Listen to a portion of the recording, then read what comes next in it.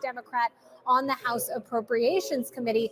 You know, Democrats are having conversations with the White House. They're having conversations with their Democratic colleagues in the Senate because there's a question. Do they want to give up a fight for Ukraine aid? There was $6.2 billion in the Senate short-term spending bill for Ukraine. Some of that money, Democrats argue, is really essential, even though it's only for a 45-day spending bill. But Democrats are weighing, is it worth potentially shutting the government over that issue? One of the Democrats that I talked to, Adam Smith, just a few minutes ago, he's the top Democrat on the Armed Services Committee.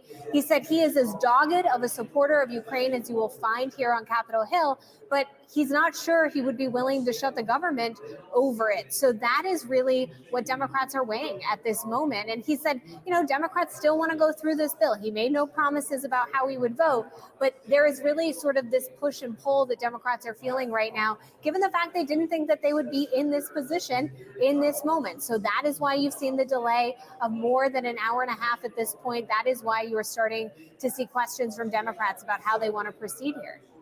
Mm-hmm. And then, Lauren, you've got new reporting on what the U.S. Senate may consider, because they have had a handful of bipartisan measures to offer up. What's the latest? Well, they are basically in a holding pattern as well. They were supposed to have a procedural vote right at 1 o'clock. That seems to be delayed as these conversations between House Democrats, Senate Democrats continue. You know, one of the things that is really interesting is that Senator Rand Paul, who has been slow walking this process in the United States Senate because of that Ukraine aid that was included in the bill, he said if the House bill came over as it is. I wonder if we should listen to House Minority Leader Hakeem Jeffries. Let's listen in. Take a little while.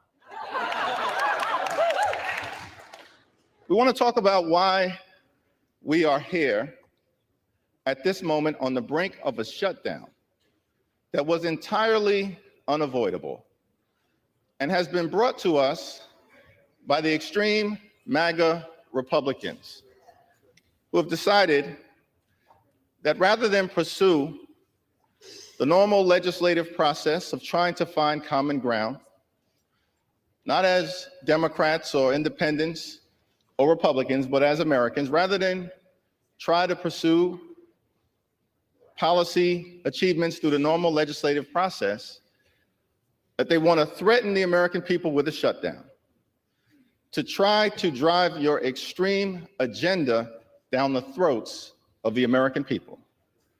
Why are we here at this moment on the brink of a catastrophic shutdown that will hurt everyday Americans, hurt children, hurt families, hurt older Americans, hurt veterans, and hurt the economy? Why are we at this moment? When from the very beginning we have said that there's an opportunity to come together in a bipartisan way consistent with the spending agreement that House Republicans themselves negotiated.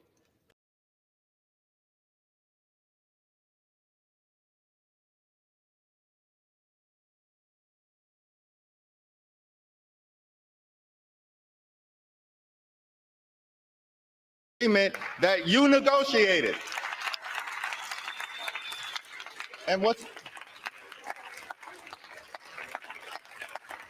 And just so that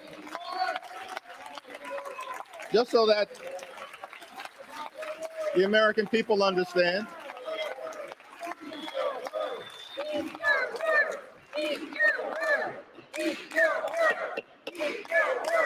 just so that the American people understand what we are talking about when we say simply that an agreement was negotiated. How did we get to this point? Well, heading into the 117th this Congress, we said that we are willing to find common ground with our colleagues on the other side of the aisle whenever and wherever possible, in the best interests of the American people. Govern in a bipartisan way, in the same way that we governed in the previous Congress, where we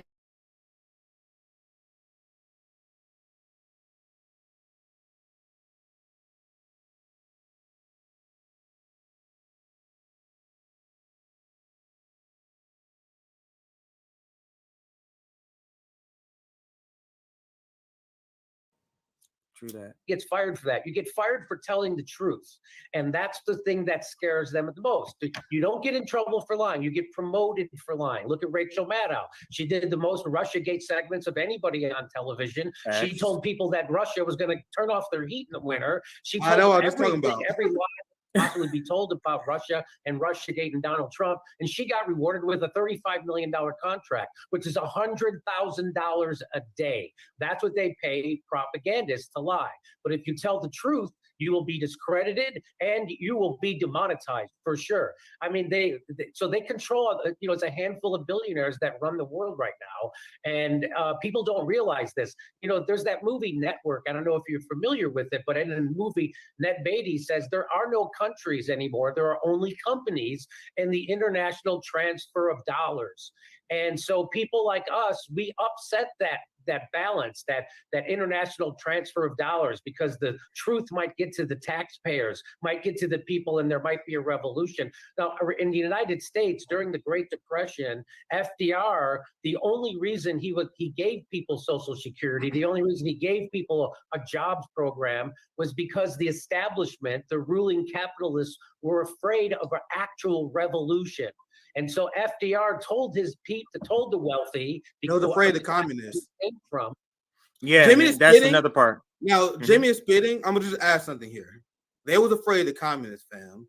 So one thing they were saying, and this was directly from the FDR administration in their game planning, there was a massive rise of the American communist movement and unions having communists, and these are the people who got all your workers' rights, right? 40-hour work week, such and such. So social democrats and capitalists realized in order to stop an uprising communist movement, they need to start giving them social democrat reforms. Not to black people though, not to indigenous people, not to any of the undesirables. We're gonna give it to the poor white working class, so they can take pride that they are a class above the dirty Negro, then the Latino, then the Italian, right? All the lower classes back in the day.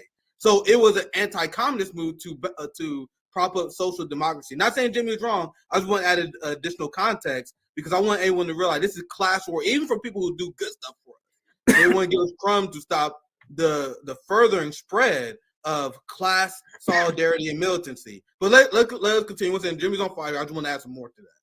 Yeah. I don't think anybody would misunderstand what you're saying as different. I just think because he's more broadly saying these people, and then you're going in and saying, let me identify some of the people that Jimmy Dore is saying who brought this change. And you're right. Anybody can look this up. Thomas Frank we had on, and we talked about, this is a long time ago, Nick, when I had Thomas Frank on. It was a long time ago when we were talking about his book. He kind of talks about that. But let's get back to the video. Here's Jimmy. He said, if you don't give them some of your money, they're going to come and take all of your money. And so that's the only thing that scares them is an actual revolution, which is what I think we need right now in the United States or in the West for sure, because we are controlled by a handful of billionaires. Right now, they're in the United States. Once again, under every bridge. Just real quick, Crystal and Kyle, Sam Cedar, all these people who love the Democratic Party, they would call Jimmy a nihilist, right? Jimmy and RBN, we are the nihilists because we are not calling for bullshit incrementalism. All these privileged, wealthy, white leftist channels that are essentially Biden bros because they gave up on institutional reform. They got their ass kicked in 2016 and 2020, and now they're waving the white flag. So now they are cheering on incrementalism. Biden created the climate corps. We got a climate corps. The Nord Stream pipeline bomber gave us the climate corps. They surrendered, fam. And I viewed them with utmost disgust. Meanwhile, Jimmy, who we may not agree on everything, he's calling for a revolution. Yeah. This is a guy that a lot of people believe is privileged, right? But he calling for a massive upheaval of the status quo. And the position of RBN is, are you for revolution or you're not? If you're for incrementalism, we're going to come on and we explain to our audience why you and that is bullshit. Now, this is fantastic because I didn't see this before, CJ. But I've been really behind the independent media. But this is fantastic. This just came out. This literally, they just stopped the live stream for this interview 30 minutes before we started. Catch. Great catch. Yeah, I caught it. Yeah.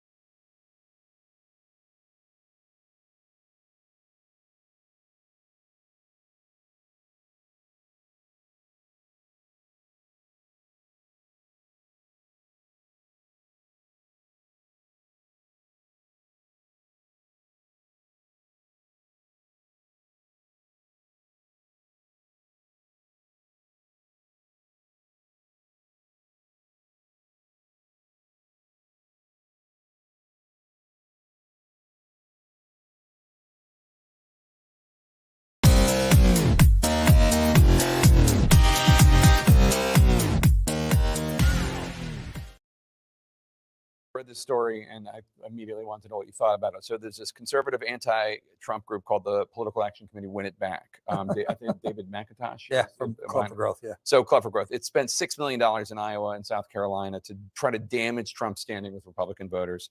Ads such as this one. I would have to say that Donald Trump did a great job. I always supported him. I supported him in the 16 and I supported him in the 20 election, but I didn't like his response to COVID. I thought he probably got led a little bit by the bureaucrats. So that's one approach. You know, and that's kind of like an approach that DeSantis has taken. Oh, he followed Fauci down, blah, blah, blah. They've tried a whole bunch of different approaches to go after him, trying to appeal to Republicans, trying to appeal to conservatives. The New York Times reports that this memo from this group, from the head of the pack, says after more than 40 different anti-Trump TV ads, quote, all attempts to undermine his conservative credentials on specific issues were ineffective. And in fact, in at least one of them, his popularity went up. So $6 million is a lot of money, and it's not working at all. Attempts to persuade Republican voters that Donald Trump is not conservative and therefore you shouldn't vote for him have been dead on arrival. The one message that had a chance to work was right after the midterms, saying, just like in that ad, start off with the guy who says, I like Donald Trump. I'm not hostile to Trump voters. I am a Trump voter, but I'm worried he's not the guy to win in 2024. Yeah. And there was a window when that could have worked. But now there are enough polls showing Trump and Biden neck and neck. That window's open. So I think the message that could have worked, that Kristen points out correctly, is the loser. You're a loser. You lost in 18. You lost. We got killed in the midterms. You lost in 20. You lost in 22. You're going to lose in 24. You're a loser. You haven't won, right? And I think that would have been sticky. And here's where Biden comes in, because he's running a general election right now. And he jumps in Arizona at the McCain Institute, talking about his relationship with a stalwart Republican, how they used to work democracy of old together. And he's selling a message of he won, and America's democracy is under threat. Every time somebody comes under indictment or decides to cut a plea deal, that is something that appeals not only to Democrats, but also to the vast majority of Americans, nearly 50%, who do not identify with a political party. Meanwhile, Lonnie, I want to bring in the fact that Mediaite is reporting that Robert F. Kennedy Jr., who was running against President Biden in the Democratic Party primary, he is now considering running as an independent. Yeah.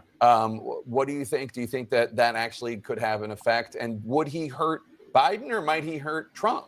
Well, we're more likely to have probably a 3 or 4 way race than we are to have a non-Trump candidate as a Republican nominee. If you look at whether it's Robert Kennedy coming out and doing his own thing, you've got this no labels candidate potentially that could be another possibly Jim Manchin. We don't know. Yeah, and I mean that's a more likely scenario, and we can debate sort of who they take share from. But if you've got Robert F. Kennedy and you've got a candidate that, let's argue, is center right. Well, you got Cornel West also. Then it's interesting, and then it becomes an interesting dynamic. So I've looked at data around this, and on the one hand, you would assume actually that RFK, because he's doing really poorly in Democratic primary polls, would maybe actually pull more Republican voters. His message on things like vaccines, he's got this more populist kind of message. But the data that I've seen suggests he kind of pulls equally from both sides. So at the moment, I think his influence would be a little bit unclear if a wash. Doesn't clearly benefit one side. All right, Welcome to Shoot the Shit Saturdays. I'm your host for today. I'm CJ. Compton J is what the CJ stands for. Let me get set up here. The wife is out of the state for a funeral, so it's just me and my 2 youngest, and so that's why I had to push it back a half hour. I'm trying to do daddy stuff, extra load, and do this show because it's so many stories. I took Thursday. Did I take Thursday? Yeah, I took Thursday off and Friday off, mainly because I have my girls, and it's hard to try to do all the day-to-day stuff and do this by myself. But anyway, taking those days off, there's been a lot of stories. I mean, I have a ton of stories. I hope to get to at least 10 of those stories, and hopefully a lot of you will stick around. I'm not sure why it's showing that the Rumble stream has went down. Yeah, so it's showing the Rumble stream has went down. Welcome this brand new member. That's not a name, so you could see, but welcome to the RBN community on YouTube. Excuse me. All right, so let's bring up the graphic and then talk about. I just saw the graphic, that's why I smiled. So let's bring up the graphic. This has to go down as an Aaron classic. Aaron's the name of our editor who does like our video work and clips and also the thumbnails. This has got to go down. This one and then the crystal ball one where she's slaying RFK Jr. and it's the Kill Bill movie theme. So she is, I think her name is Uma Thurman in that movie Kill Bill and so she's in the white and the yellow suit with a sword and RFK is on the floor. So that's another classic. But this one right here, Fred Flintstone runs for president, and then we have that's one of the main stories. We got several main stories. So one of the stories though is Fred Flintstone, aka Cenk Uygur, announces or at least throws out that he could be running for president in 2024. Now, many people have said he's not born in the United States. You're completely missing the point of this announcement. So whether or not he actually runs, we're analyzing the audacity to even make such an announcement is the point that we're going to be sort of tackling today. And the reason he's dressed up as Flintstones because that's how silly this is. That's how silly. It's cartoonish to be like this person is going to be running for president. Then the other breaking story that broke yesterday, RFK Jr., Mediaite, has an article. He's going to announce on the 9th, October 9th, that he is running as an independent. So he will be joining Cornel West to run as a third party, also with Claudia de la Cruz. So we now have, but now there's 3 third party candidates, and I'm sure they're going to be a libertarian. I'm sure there's going to be some other candidates, so it's going to be more. But the question now is, will he run as an independent or as a People's Party or libertarian? I don't think a libertarian. I think Sabby told me some information about that. That's out.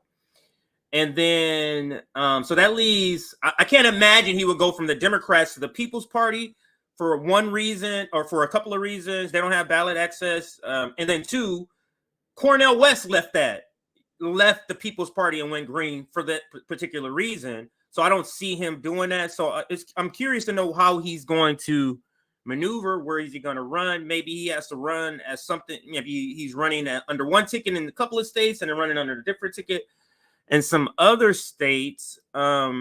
But yeah. Oh, but now let's talk about some of the other stories that's not on the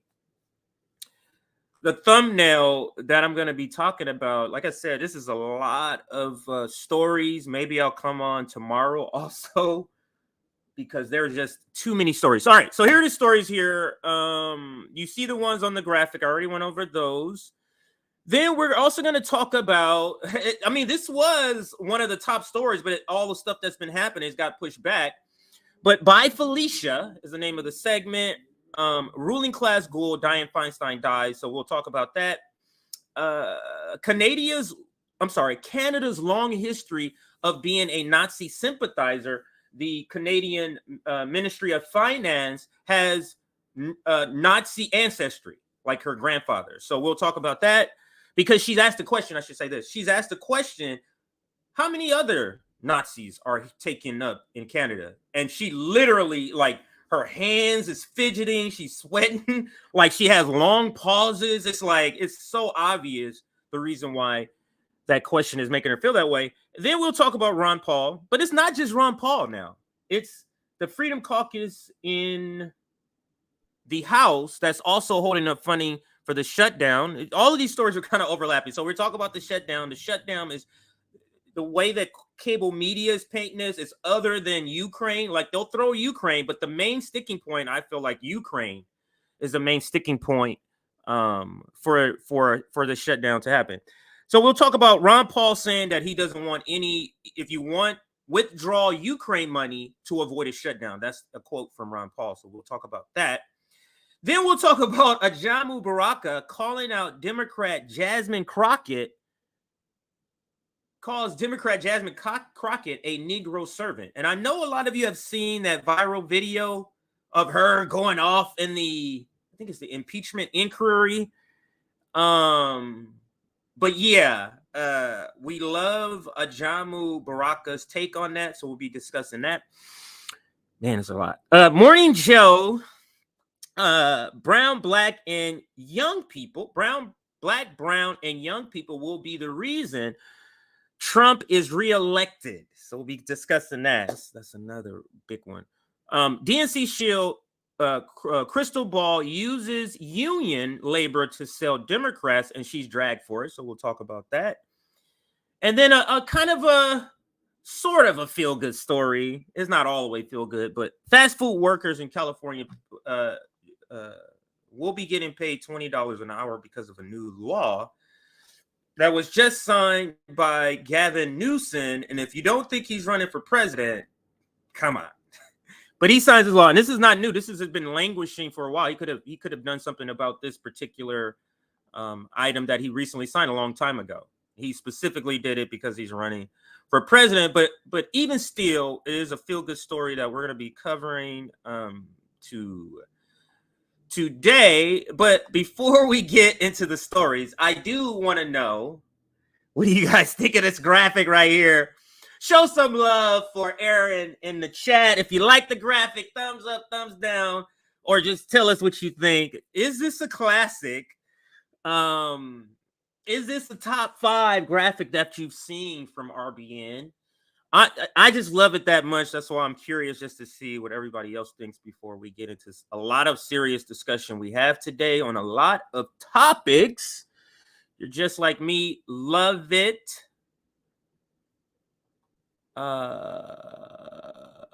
Libertarian Party has hit its own. Okay, that's not. I'll put those other ones up later. But let's see what you guys think of the graphics. So a lot of thumbs up. Yeah, let's have it too. Has anyone else thought that Fred Flintstone or Cenk Uygur resembles Fred Flintstone? Has anyone else sort of thought that at all? No, I'm the only one. Okay. All right, guys. I see how you're doing it. All right, so let me go back a little bit here to talk about the Teflon Don, because he's kind of Teflon, and that's what I'm calling this short segment. So let's cover this short segment, and we're gonna start here. Aaron, Donald Trump is just showing that he, like, everything they throw at him, the 91 charges, the just everything that they throw at this guy is just not working. And then this clip I'm going to show you also sort of solidifies that, where they try 40 different things in Iowa to try to break the stranglehold of Donald Trump, and it backfires. Let's listen to this short segment on The Lead with Jake Tapper in this roundtable when they talk about that here. Every debate stage, how do you make up for that, knowing that there is a limited pool of voters that you have to appeal to? Kristen, I read this story and I immediately wanted to know what you thought about it. So there's this conservative anti-Trump group called the Political Action Committee, Win It Back. I think David McIntosh. Yeah, from Club for Growth, yeah. So Club for Growth. It spent $6 million in Iowa and South Carolina to try to... So let's understand, this is just a side point here, because it's needed. Oops, let me go right here. Where am I? Okay, here. This guy on the far right, this guy, he was a lobbyist for the train company that derailed in Palestine, East Palestine, Why is he here? We never can bring on communists. We never can bring on anarchists and give them the respect to be on a panel like this for their opinion. But we can bring on lobbyists for the rail company that spilled all those chemical toxins in East Palestine. Just despicable. But anyway, that's just a side note. That's not even the point of the segment. Let's get back to what he's saying here, how the ad, and they're going to play the ad. So let me go back a little bit. They're going to play the ad a little bit here. All right, here we go. From Club for Growth, yeah. So Club for Growth, it spent $6 million in Iowa and South Carolina to try to damage Trump's standing with $6 million. voters. Ads such as this one. Let's watch. I would have to say that Donald Trump did a great job. I always supported him. I supported him in the 16 and I supported him in the 20 election, but I didn't like his response to COVID. I thought he probably got led a little.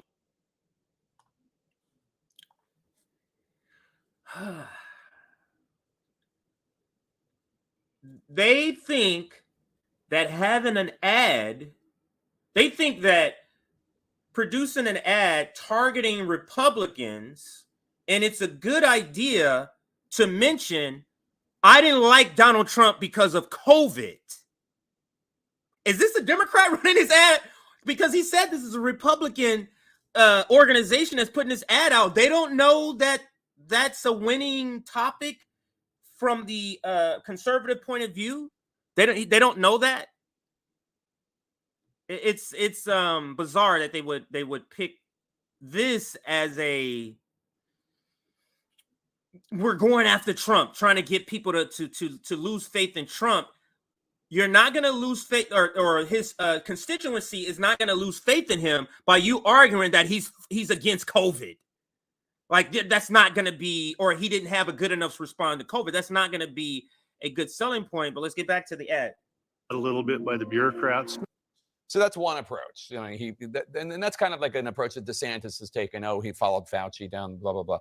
They've tried a whole bunch of different approaches to go after him, trying to appeal to Republicans, trying to appeal to conservatives. The New York Times reports that this memo from this group, from the head of the pack, says after more than 40 different anti-Trump TV ads, quote, all attempts to undermine his conservative credentials on specific issues were ineffective. And in fact, in at least one of them, his popularity went up. The Teflon Don. And I only find this funny because I'm not a fan of Trump. I only find it funny because this is the deterioration of their influence in media. Like, you could do 91 charges, you can do all this stuff, and they have lost the narrative control. What they say isn't the gospel anymore, and they're in a state of shock. But let's finish out this segment so we can get to the 9 other segments I got. So $6 million is a lot of money, and it's not working at all. Attempts to persuade Republican voters that Donald Trump is not conservative and therefore you shouldn't vote for him have been dead on arrival.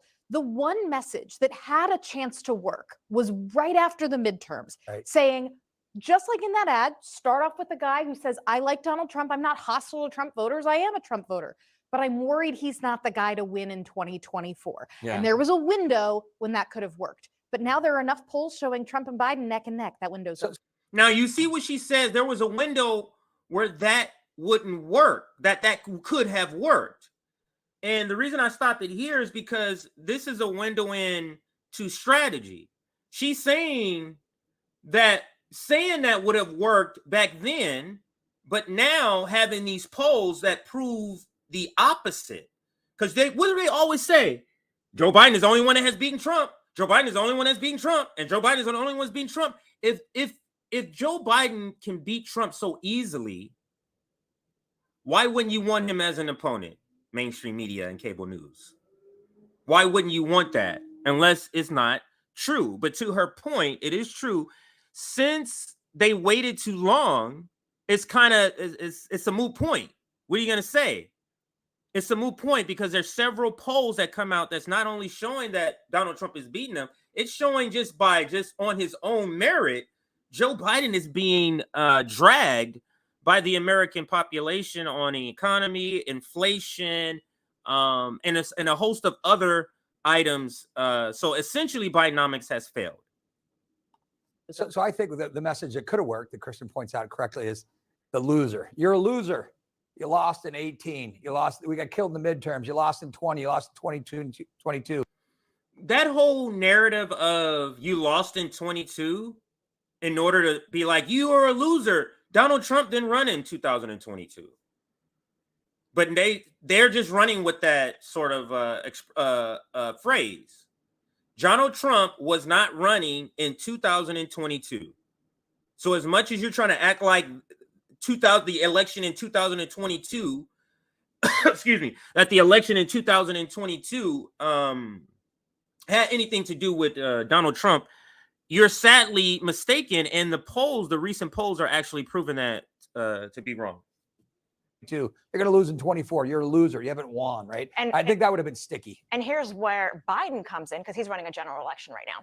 And he jumps in Arizona at the McCain Institute, talking about his relationship with a stalwart Republican, how they used to work democracy of old together. And he's selling a message. Do they not know that the vast majority, like Republicans, didn't like John McCain? So what are you talking about? That's why he started doing this whole "I'm a maverick," because there was a lot of times he was in disagreement. They didn't like John McCain too much.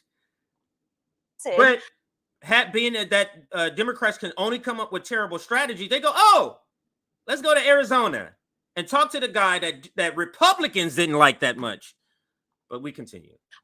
He won, and America's democracy is under threat. Every time somebody comes under indictment or decides to cut a plea deal, that is something that appeals not only to Democrats, but also to the vast majority of Americans, nearly 50%, who do not identify with a political party. Meanwhile, Lonnie, I want to bring in the fact that Mediaite is reporting that Robert F. Kennedy we're going to get to Jr., this who was story, running against President Biden in the Democratic primary. He is now considering running as an independent. Yeah. What do you think? Do you think that actually could have an effect? And would he hurt Biden or might he hurt Trump? Well, we're more likely to have probably a 3 or 4 way race. Now, since RFK has announced, has been, I would say this is the top discussion around, besides him just saying, hey, he's running independent. Just like, hey, he's running independent, who is he going to pull from? And I have an interesting theory. I'm going to talk about it when we get to that segment, which is next, the RFK segment. Since they're talking about it here, I feel like, hey, let's just bleed into the RFK segment, since they're kind of alluding to it here at the end of this segment on CNN. Than we are to have a non-Trump candidate as a Republican nominee. If you look at whether it's Robert Kennedy coming out and doing his own thing, you've got this no labels candidate potentially that could be another, possibly Jim Manchin, we don't know. Yeah, and I mean that's a more likely scenario, and we can debate sort of who they take share from. But if you've got Robert F. Kennedy and you've got a candidate that, let's argue, is center right. Oh, you got Cornel West also. Then it's interesting, and then it becomes an interesting dynamic. So I've looked at data around this, and on the one hand, you would assume actually that RFK, because he's doing really poorly in Democratic primary polls, would maybe actually pull more Republican voters. His message on things like vaccines, he's got this more populist kind of message. But the data that I've seen suggests he kind of pulls equally from both sides. So at the moment, I think his influence would be a little bit unclear if a wash. So to her point, and that's where this segment ends, she's saying she's looked at data where it says, no, he's pulling from both sides. And it's interesting because there is a Fox News Fox News Jesse Waters show where his guest does think this is bad. And I'll get more into that in just a second, but that's funny. This is the next segment, but in just a second. But to end this segment, the name Teflon Don sticks with him. I mean, ever since his whole time that he's got on the stage as a presidential candidate, from his grab them by the vagina. Let's just say that, grab them by the vagina comments to the women accusing him of sexual abuse or rape or something like that. Nothing is stick. 91 felony counts. Nothing is sticking to this guy as far as the Republican people who want him to be the nominee. And that's the reason why I call him the Teflon Don. And this is why I think there's more calls for Joe Biden. And I'm going to discuss this in a little bit, because there is another call for Joe Biden to stand down and step out. And I think that's the reason why. It's like, wow, we've tried everything. We've thrown the kitchen sink at this guy, and nothing is shaking his hold on the Democratic Party. And we have a a terrible candidate, our terrible candidate can't go against a guy who's where 91 charges does not affect him. Like that can't happen. And I think it's getting very close. Like I think the decision has to be made by October 14th. They need to switch Joe Biden out, or he's gonna have his ass handed to him in the election. And we're gonna stop there for the first segment for today. And today is Shoot the Shit. Oh, what did I say earlier? I don't think I call it Shoot the Shit Saturdays. Did I say that? Welcome to, I forget what it is, but it's technically Shoot the Shit Saturdays. And we had a ton of stories. We're going to go into the RFK story. And I'm going to play this small section of this clip again later on in this segment here. But let me get ready for this segment. So we're going to go to, where's RFK? RFK as an independent. So we're going to begin to cover this. And let me bring this up fast. All right, let's take this down. Get ready for this next segment here.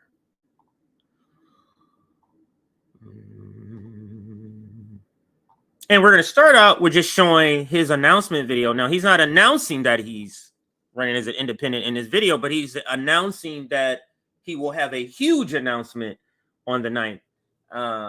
And then they leaked the story to Mediaite, who reports on it. And this is just the way that it goes. But anyway, we're gonna get into that in just a moment. But let me check in with the audience. Let me do a chat check. See what the audience is saying, or see what everybody in the chat is talking about, and a couple of other housekeeping items. The first thing is our Substack. Scrolling right here down at the bottom. If you want to get on our mailing list for notifications when we go live or when we drop clips, you can join our mailing list for that. When we drop clips, it comes to you in an email, all of the clips for that day. So for today, the 30th, you would have gotten an email yesterday with 6 clips, all 6 clips. You can watch them in your email, or you can just click on it and go to YouTube and watch the full version if you wanted to comment or something. So join our Substack for that reason. And then here is our email. If you need to contact us, if you want to be part of one of the chapters, email us with your interest. We are currently at 160, I believe, likes. Thank you for everybody that's hit that like button. But we have more than twice the amount of people watching, over 300. So let's set the goal at 300. 300 likes is the goal for right now. Let me see where I'm at. How many people have stopped through so far? So we've had over 500 people that has dropped through so far in the first 30 minutes or so of the show. 108. All right. Put the numbers down at the bottom. And last thing is, let's do a chat check. See a super chat. Thank you, Biden71, for that super chat. Always showing love to everybody in Left Media. And then a brand new member again. Just re-announcing that again. Thank you for joining the RBN community on YouTube. Get all these things. Do the Cenk segment. The reason I'm doing this segment is because it bleeds. It's from the other story. It bleeds into this story. The Cenk segment, I feel like, is gonna be crazy. Let's see what this question is. Hey, CJ, what is your ideal goal for the community library? What makes the difference than your normal life? Well, this is a good question. The community library is going to be a place. It's being called that because it's going to have a books. Maybe a more accurate name would be a community center, because the library really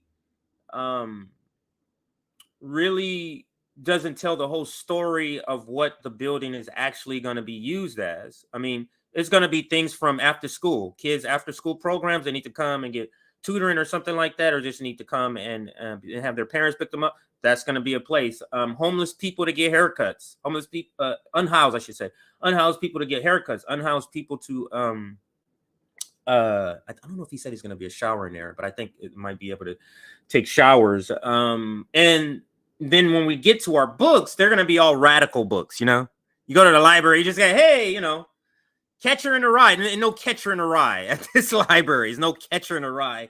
It's a lot of revolutionary sort of books and stories. Yeah, so I won't go into depth as far as the rest of the book. So, but great question. Thank you for the question. Now let's get back to the story. So I'm not here for 4 hours doing this. Like I said, it's a ton of stories, but this next story, where is it? RFK. Hang on a second. I got my phone, a message. Okay. It's not the wife. All right. Let's start here, Aaron. Breaking RFK Jr. to run as an independent. And let's listen to what he says. Now, the story of him running as an independent is leaked on Mediaite. Mediaite reported this, and we'll get to the article or the headline at least. But here's his announcement about an announcement on the 9th, a big announcement on the 9th. So, hi, everybody. I'm going to be in Philadelphia on October 9th to make a major announcement at the very birthplace of our nation. I'm not going to tell you right now exactly what that announcement will be. I can say, though, that if you've been waiting to come to one of my public events, this will be the one to come to. I'll be speaking about a sea change in American politics and what your part and my part is in that change. A lot of Americans who had previously given up any hope that real change would ever come through the American electoral process have begun to find new hope in my candidacy. And I understand the deeply felt concern that people have about the way corruption has overtaken our government. It's in the executive branch, it's in Congress, it's in the leadership of both political parties. And so some people feel a kind of cynicism alongside the hope, or they lose hope entirely because they've been disappointed so many times. I want to tell you now what I've come to understand after 6 months of campaigning. There is a path to victory. The hope we are feeling isn't some kind of trick of the mind. We all recognize that there's a genuine possibility of national transformation, and its source is the goodness of the American people. Our government may be crooked, but our people are kind, brave, and caring. That goodness is stronger than the divisions that are keeping us all apart. I see it every day on the campaign trail, and the more I see it, the more I trust it. And the more I trust it, the more the path to victory becomes visible. So how are we going to win against the established Washington interests? It's not through playing the game by the corrupt rules that the corrupt powers and the vested interests have rigged to keep us all in their thrall. Instead, we're going to have to rewrite the assumptions and change the habits of American politics. We're going to tap into a mighty surge of people power to reclaim an honest, peaceful, just, and prosperous America. So I am inviting you to join me in Philadelphia on October 9th. There I'll share with you our path to the White House and how we can all participate in healing our nation. So that is the story. At least let me put this back here. Hit play from there. All right, let's pause. Oop. Hi, everybody. I'm going to be in Philadelphia. I wanted to pause with this information on the screen. This right here. Let's go back a little bit. All right. So Robert F. Kennedy Jr. historic announcement. Now, like I said, a lot of in politics, they leak the story, even though they pretend like they're going to keep it a secret. This is not a secret. We already know what he's going to be announcing. And I think, a couple of telltale signs. It's in Philadelphia. That has something to do with United States history. I can guarantee you he's going to be talking about or sort of reflecting on that, the speech that he gives that day. And then this is an historic announcement. The reason I think it's historic is that he would probably be the first Kennedy to run as an independent, not a Democrat. And that's, it's Democrats in his blood. He just said this he's a Democrat through and through. So he's not doing a clean break, but he is going independent like a lot of his followers wanted him to do a long time ago. So he's in an unusual position where he has the anti sort of pandemic, anti-vaccine, anti-COVID people strong for him. And then the anti-establishment, sort of like he has the appeal like of a Tulsi Gabbard, but better, like a broader. So it's very hard to sort of describe. I always thought that being in a Democratic Party, though, just it didn't feel like that was a natural fit for some of the things he was saying. So now let's go to the Mediaite headline here. And this is Nick dropped this on us, and I'm going to bring it up in a second. But Mediaite,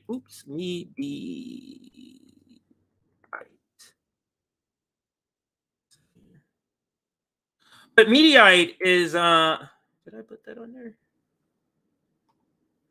Let me read the headline. Sorry, everybody. I'm trying to make it bigger. Exclusive. RFK Kennedy Jr. planning to announce independent run. And maybe if I didn't make it that big, it'll be bigger this way. All right. Now let's see what Nick said here. Let's read Nick's tweet. We'll make this slightly bigger for the seeing impaired. And this is what Nick has to say. I have criticisms of RFK or Robert F. Kennedy Jr., but he actually told the Democratic Party to fuck around and find out, unlike that coward Bernie Sanders, who allowed the Democratic Party to screw him. And I can't say I disagree with anything in the statement by my brother, RBN brother, Nick. I absolutely agree with the statement that he's making here. Let me see if I have this other clip here. Let's go to, oops, not that one. Let's go back. I'm curious to see what else is going on here. Curious to see if there's any other, there's not a link there. Let's read what else Nick says. I'll admit, didn't expect him to do it. Not going to ever support a Zionist, but this candidacy is actually interesting. Now, all right. So let's get to some of the other receipts here for this story. Even Ryan Grimm chimes in here. Here's Ryan Grimm saying, "We live in such weird times that this is actually terrible news for Donald Trump." So again, now is a good time to insert that previous clip because Ryan Grimm, of course, here to swoop in and say a bunch of nonsense. That's his job. So, but let's listen. And then in a previous segment, I had played this, but let's listen. Oops. Let's listen to, where'd it go? Let's listen to CNN talk about this right here. Let's listen. Oops. Would he hurt Biden or might he hurt Trump? Well, we're more likely to have probably a 3 or 4 way race than we are to have a non-Trump candidate as a Republican nominee. If you look at whether it's Robert Kennedy coming out and doing his own thing, you've got this no labels candidate potentially that could be another Possibly Jim Manchin, we don't know. Yeah, and I mean that's a more likely scenario, and we can debate sort of who they take share from. But if you've got Robert F. Kennedy and you've got a candidate that, let's argue, is center right. Well, you got Cornel West also. Then it's Cornel West. Right, don't forget That's him. an interesting dynamic. So I've looked at data around this, and on the one hand, you would assume actually that RFK, because he's doing really poorly in Democratic primary polls, would maybe actually pull more Republican voters. His message on things like vaccines, he's got this more populist kind of message. But the data that I've seen suggests he kind of pulls equally from both sides. So at the moment, I think his influence would be a little bit unclear if a wash. Doesn't clearly benefit. Right. So of course, gotta call out the ridiculousness of not ridiculousness, but not calling out. Ryan Grimm is wrong when it comes to that. Let's now go to Mediaite and bring up the article and read a little bit about it, and then we'll get back to Twitter with a couple of other receipts, y'all. Let's see. Mediaite. Now, Mediaite is the place where RBN made an article. We made it in an article as the furthest left media or independent media institution there is. We're literally in the sea all by ourselves on the left, nobody even touching us. Now here is the article. I'm going to read a little bit of it. Not a lot. I mean, it's not too much to even cover, but let's read a little bit. 2024 presidential candidate RFK Jr. plans to announce he will run as an independent on October 9th in Pennsylvania. Mediaite has learned Kennedy's campaign machine is now planning attack ads against the Democratic National Committee. Oh, Lord, this is not going to be good for the Democrats. This is not going to be good. It's just so many things that's falling in place against the Democrats. For example, this shutdown that's happening right now. The shutdown that's happening right now, they talk about, or CNN did a poll, and Republicans are getting the bulk of the blame. 39%. I'm sorry, Democrats are getting 39% of the blame. Republicans 33%, 22% say both. So it's not working out for the Democratic Party. But let's continue with the article. Kennedy's campaign, I'm going to read this part again. Kennedy's campaign machine is now planning attack ads against the Democratic National Committee in order to pave the way for his announcement in Philadelphia about running as an independent. According to a text reviewed by Mediaite. You mean like from RFK Jr. or his campaign manager? Because somebody in the camp leaked this to Mediaite. But let's continue. Here's a quote. Bobby feels that the DNC is changing the rules to exclude his candidacy, so an independent run is the only way to go, end quote. A Kennedy campaign insider told Mediaite. So no, it was an insider. So they did it purposely. So just in case they were trying to act like, they just found this out. No, the campaign leaked this. Kennedy, a notorious anti-vaccine conspiracy theory. Now, this is what the words say. This is nonsense. That has nothing to do with him running. Challenging incumbent President Joe Biden for the Democratic nomination has been flirting with a third-party run in recent weeks. The New York Times reported last week that he met with the chair of the Libertarian Party, raising the prospects of a departure from the party that decades ago became synonymous with his family name. Kennedy remains far behind Biden in polls, yet while the Times reported, quote, Democrats worry that a third-party run by Mr. Kennedy could draw votes away from Mr. Biden and help elect former Donald J. Trump, in quote, it's unclear whether such a run would hurt the current president more than the Republican nominee. And now this is where I can insert one of my initial ideas when I first heard this. And I'm going to read you verbatim because I sent this to my RBN people when I saw this news. Let me see if I don't think we said. So this is what I wrote here. I may have a different take. I was still sort of mulling over and reading things.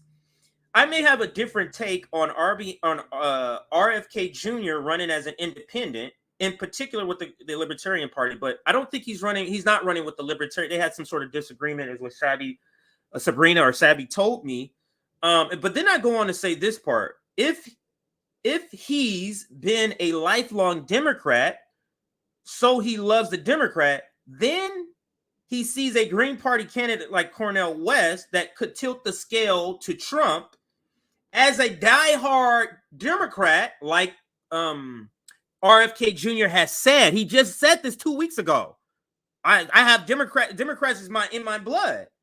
So if that's true, this is what I was thinking. As a diehard good Democrat, wouldn't you try to help the Democrats by running in the Libertarian Party, which he's not running in the Libertarian, but that's what I wrote in the text, but running independent, not even just Libertarian, to balance out the third party influence on the election. But so what say you? Let me put some of your comments up.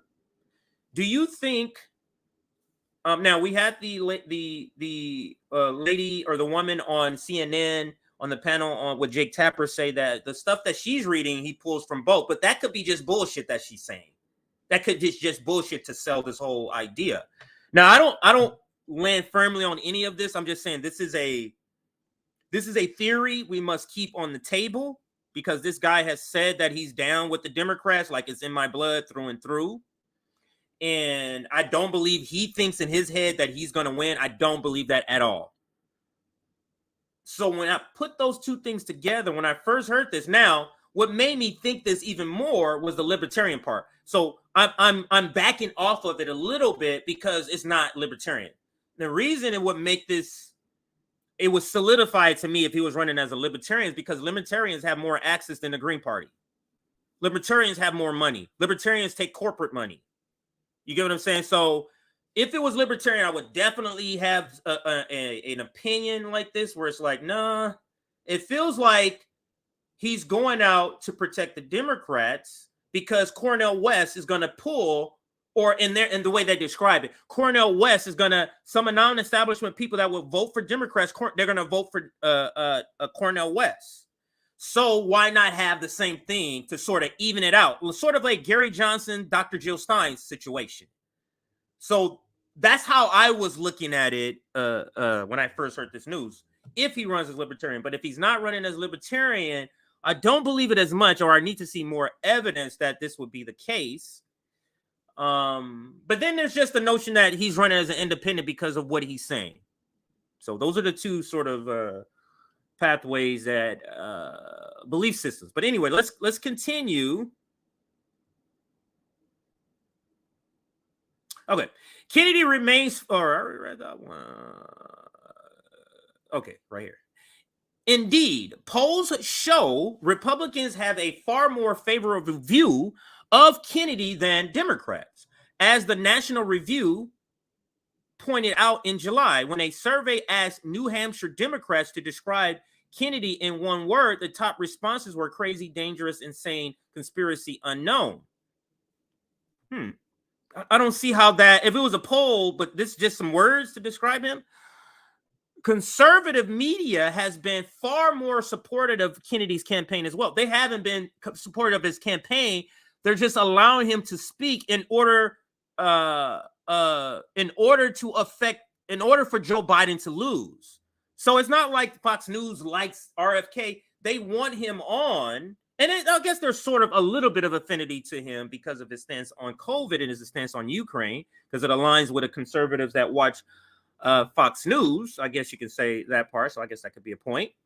Quote, I think he should run as third party candidate because I do think he should. He would win is because his party's radical elements. Sorry, let me say all of this feels jumbled to me. I think he should run as a third party candidate because I do think he should. He would win is because his party's radical elements, what we call the woke, have embraced this fascist clampdown on language. Gutfield. Now, this is Greg Gutfield. Wow. I didn't read that part. Conservative media has been far more supportive of Kennedy's campaign as well. I didn't read this sentence here. Fox News host Greg Gutfield proposed that the political scion run as a third party in July. He did do that. I do remember that. And this is the quote. I don't remember this quote, but I do remember him doing a show on that. I think that's the end of the short article there. I like short articles like that. We're gonna go back to Twitter. See if any other I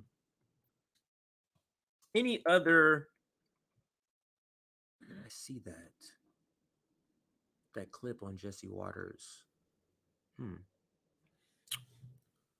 But I think I saw that on YouTube, so I'll bring it up in a second. Oh, what am I doing? RFK Independent right here. So we already saw his, and it's the Mediaite article that he pulled. I'm going to go in there and just read some of the comments from him.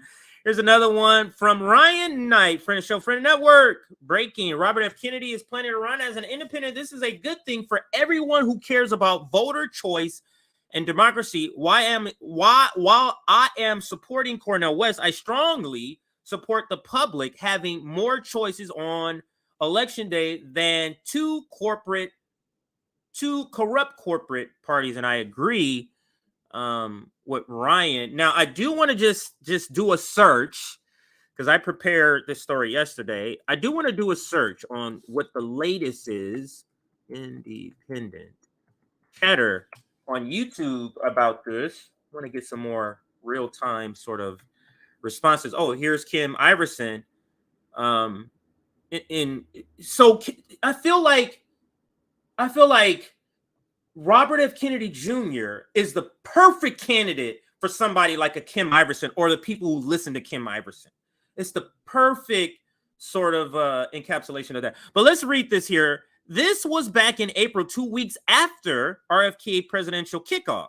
RFK, I would love to have you back on the show in light of the news. You're now going independent. I wonder if she tried to reach out to him behind the scenes and she hasn't gotten a reply. So she's just kind of going public with it to see if that gets his attention. Let's listen to the previous interaction. This is a 2-minute clip. Does this give you second thoughts about running as a Democrat? That's my big criticism about your campaign, is that you're running as a Democrat.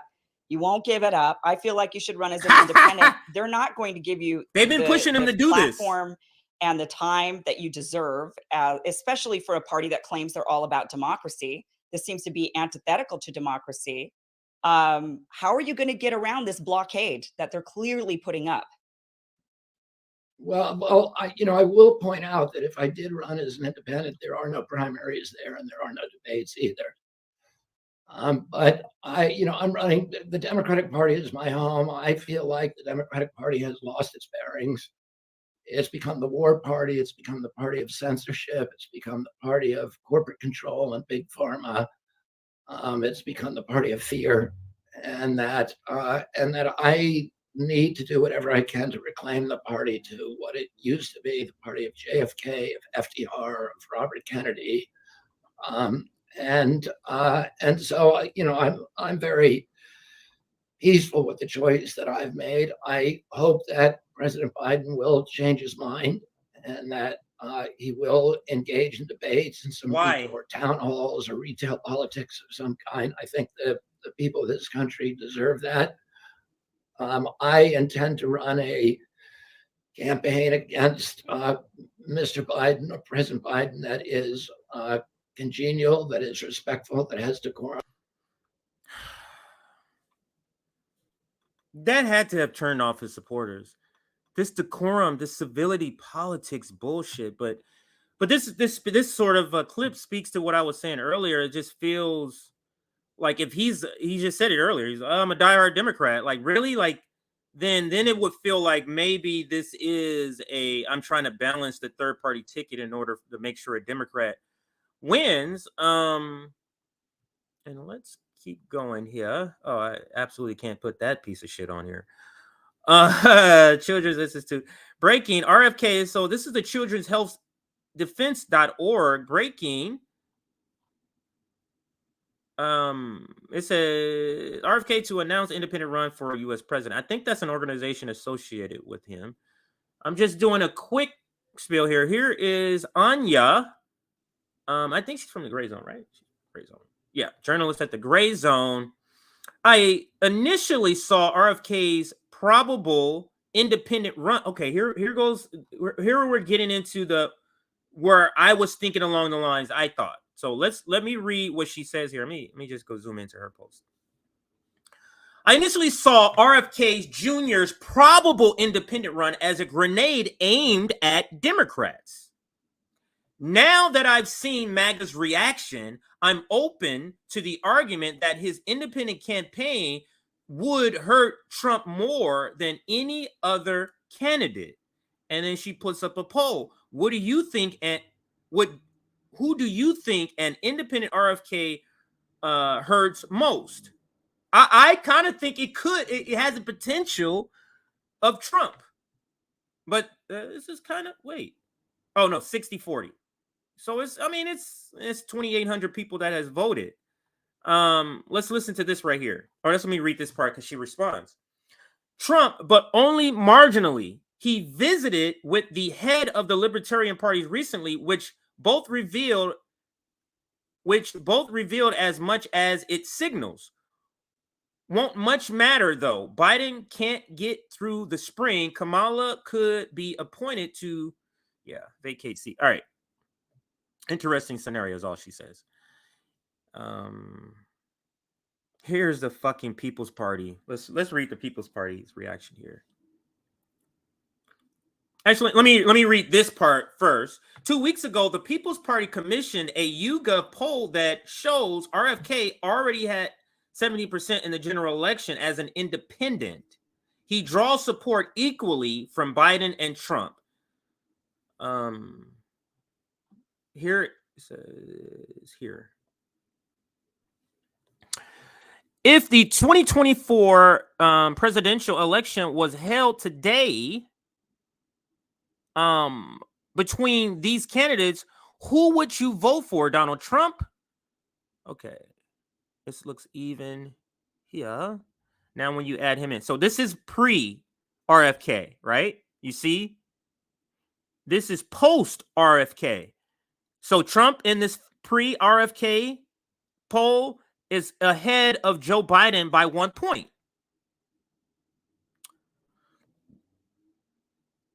Now, when you add RFK in, the numbers go down for everybody, but it's still a 1 point lead. And then, where's this right here? Look where he pulled. The Libertarian, he pulled the most from the Libertarian. That's 4 points. He pulled to the Libertarian and 2 points from Cornel West to 70%. Now, we must have this caveat. This was commissioned by the People's Party. That's not exactly a left radical. They're more libertarian. They're not left. They're more libertarian, as is Nick Brana. He draws from both equally. That's what makes him a unique threat to win and break the duopoly. Like, that's not happening. But all right, so let's see if there's any other reaction that's pertinent. I do think those two actually added, which is very unique. In the tribalism in politics, so just more notification. I'm curious to see if there's video though on. Oh, let's see this guy. Let's see. Here goes Mehdi Hassan. Let's see Mehdi Hassan's reaction to some of this. Again, guys, this is Shoot the Shit Saturday, so it's a little bit different. I'm just kind of just going through a bunch of things. It's not as precise as our weekday shows. Here he goes. I like this super chat. Thank you for super chat. Buster Peaks 21. No reason to be a Zionist adjacent anymore. And then, yeah. I don't have a producer to get that back up while I'm streaming, so yeah, it's just not gonna happen today. I don't know why it went down. Yeah, I'm not sure why it went down. But yeah, hopefully everybody knows to come over here and watch. Hopefully all you Rumble people left Rumble and came over here because you saw the issue. If I have a time while a video is playing or something, I will attempt to maybe start another stream, and half a stream is better than no stream, right? All right, so let's get back to this. Here's Mehdi Hassan talking with his reaction to the news. This is this guy, man, just a charlatan. Let's read. Mehdi Hassan. I'm old enough to remember when a bunch of self-styled lefties on this website all got mad at me for calling RFK a spoiler candidate because he couldn't be a spoiler because he was running as a Democrat and not an independent. Or so I was repeatedly told. Let me say this again. I jumbled that up. I'm trying to understand what he's saying here. I'm old enough to remember when a bunch of self-styled lefties on this site, so he's saying just random lefties, maybe he's saying us, maybe he's saying Jimmy, maybe he's saying somebody else, all got mad at me for calling RFK a spoiler candidate. Well, because technically you can't be you're not a spoiler candidate if you're running in the primary, because they can just squash you by the definite. That's not what it means. And then he goes on spoiler candidate because he couldn't be a spoiler because he was running as a Democrat and not as an independent. But now he is. So maybe that's what the point. He's saying he wasn't a spoiler now, and now he is. I guess so. Here's S.E. Coop. She's a Republican. She used to be on CNN. She used to have a show, but not anymore. They still have her on every now and then. I don't think she says anything. Wow. She doesn't have an opinion. That's pretty weak. That's pretty weak. All right. I'm curious to see if there's any other sort of bigger name people that has. Wow. Everybody is, that's the New York Post, which is conservative, will ditch Democratic Party and independent run. What party though is where I'm saying I think that's it. That's Nick Brana. I don't care about that guy.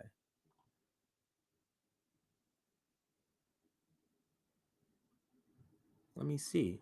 What does it say here? RFK Jr. is reportedly planning to run as an independent. Will RFK be the Ross Perot of 2024? Would he pull more Democrat or okay, let's listen to what this clip is here. Oh, this is a 6-minute clip, so never mind. Let's go to media.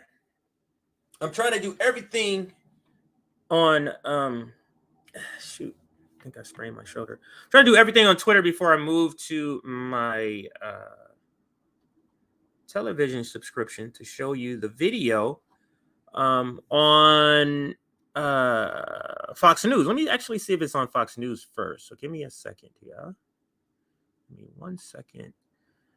Let's go to Fox News, and I'm going to see if I can find, it's a clip, the Jesse Waters show. If I don't find a clip, I can find it on TV. I can rewind it. I record all this political stuff so that I can use it. Let me see. There's a Jesse Waters.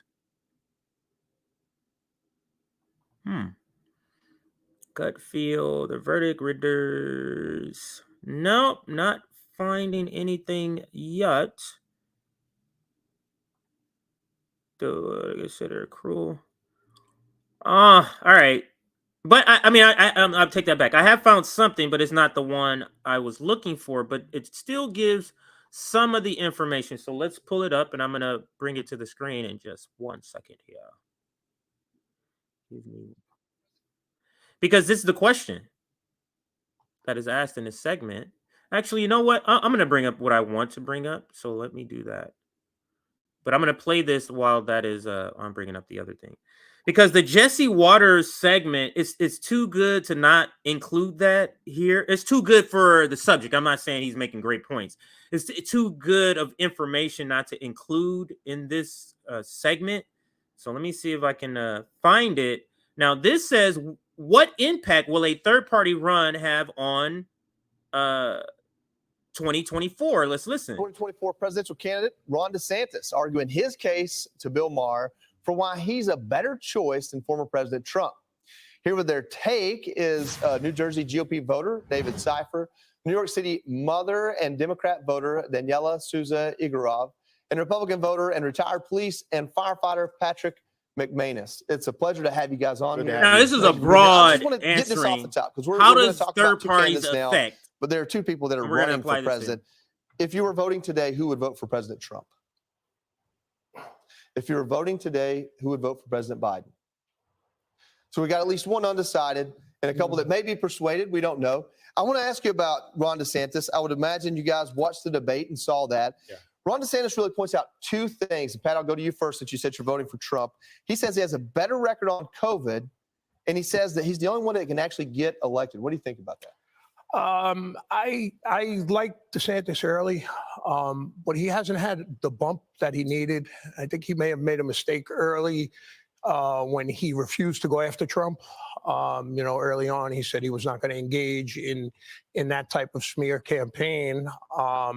Unfortunately, that's what gets people elected these days, and I think he may have made a mistake, and I think it's a little too late for him to have the bump that it would take to overcome the massive lead that Donald Trump has right now. Danielle, you watched the debate. Ron DeSantis did pretty well. A lot of people think he won. There were others there. What did you take from the debate, or Ron DeSantis specifically? I think all the candidates, I did see this video, but I saw the second half of this, and the rest of this is going to be Ron DeSantis. But I did find the Jesse Waters clip. So the clip that I've been looking for. Now, the reason why I thought this was important to include, because there is a debate on the conservative side, whether or not RFK running as an independent will take too much from Trump. And here is the clip or the segment I found.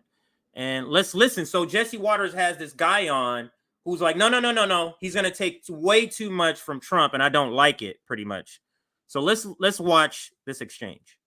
The guy can't find his way off of a stage. Look, here's a stage. Here's a stage. I've never seen this stupid stage before, right? I've never seen it. But if I walk left, there's a stair. Clowning him. And if I walk right, there's a stair. And this guy gets up. Where am I?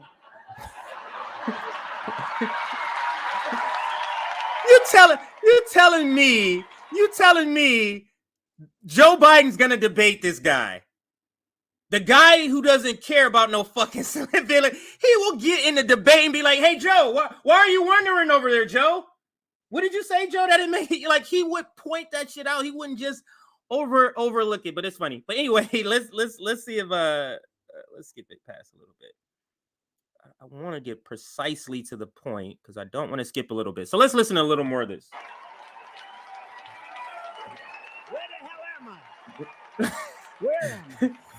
Phoenix, that's the right here. All right, let's put the Newsom thing to the side for a second. RFK Jr. going independent. What does that mean?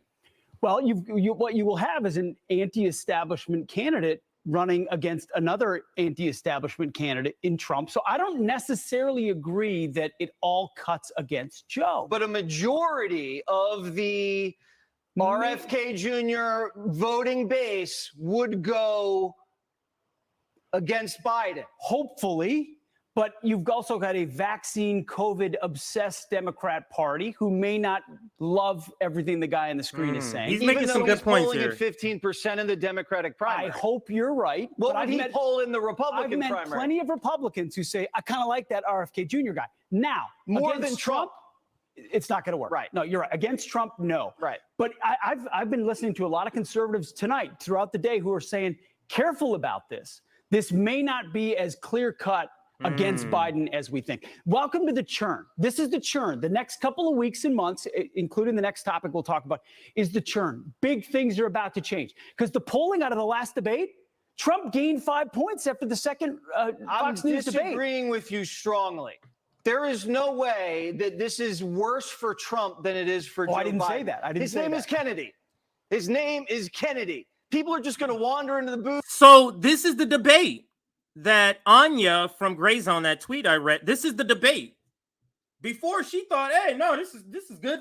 She's going to take from the Democrats. And then I guess there's a MAGA or having a debate about this, and you can see it here. It's displayed in this, or is illustrated in this short clip. Is that there's half that think, no, what are you talking about? And then there's half, way he's non-establishment. Trump is supposedly, he's not non-establishment, but that's the mask that he wears during the election, is that he's non-establishment, right? That's his whole appeal. So if MAGA is having this debate, then let's revisit what I said. What I was thinking was that RFK Jr., and even in the clip with Kim Iverson, I'm a diehard Democrat. So if I have that in my head, that he's a diehard Democrat, I love the Democrats, I want to bring them back to what they were when my father and my uncle were there. Can't see Trump win again, so this. Now, I don't know. Let me see what everybody in the audience says. What say you? So timestamp 3:11 and after. So if it says 3:11 and after, I'm looking for your answers. I don't know if we have any conservatives in the audience right now willing to speak up. But if you're conservative or not, tell me what you think of this. What side do you land on? Do you think this is a play by RFK to ensure Joe Biden wins, or this is a simple play, and what he's saying is more accurate out of his mouth instead. RFK, that is, that the Democrats are just not allowing me to even have a chance, so I have to go independent, and he's genuinely doing that. What say you?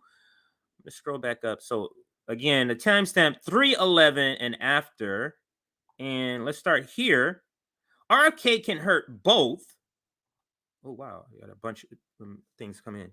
Both, and bring in those who dislike both, who left CJ. Thank you for that.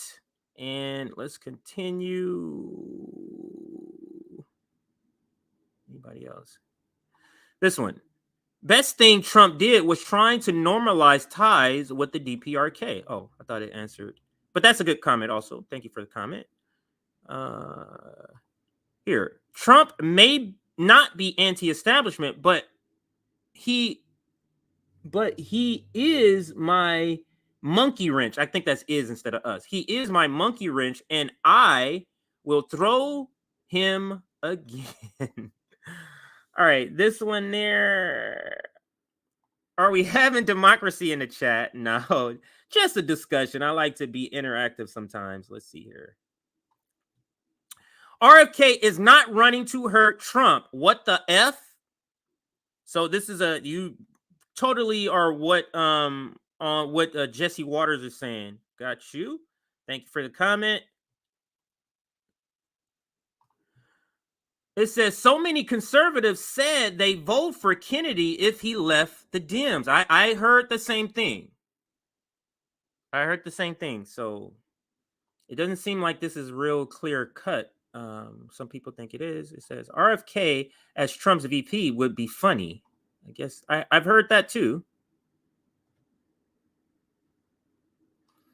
This comment, I'm more curious about the percentage of indies or independents he'll get to the polls in the general. That is a good point. Dems will just flat out cheat. Trump supporters, I think, are nervous. Here's another one. The question is, can RFK run the smart campaign going forward?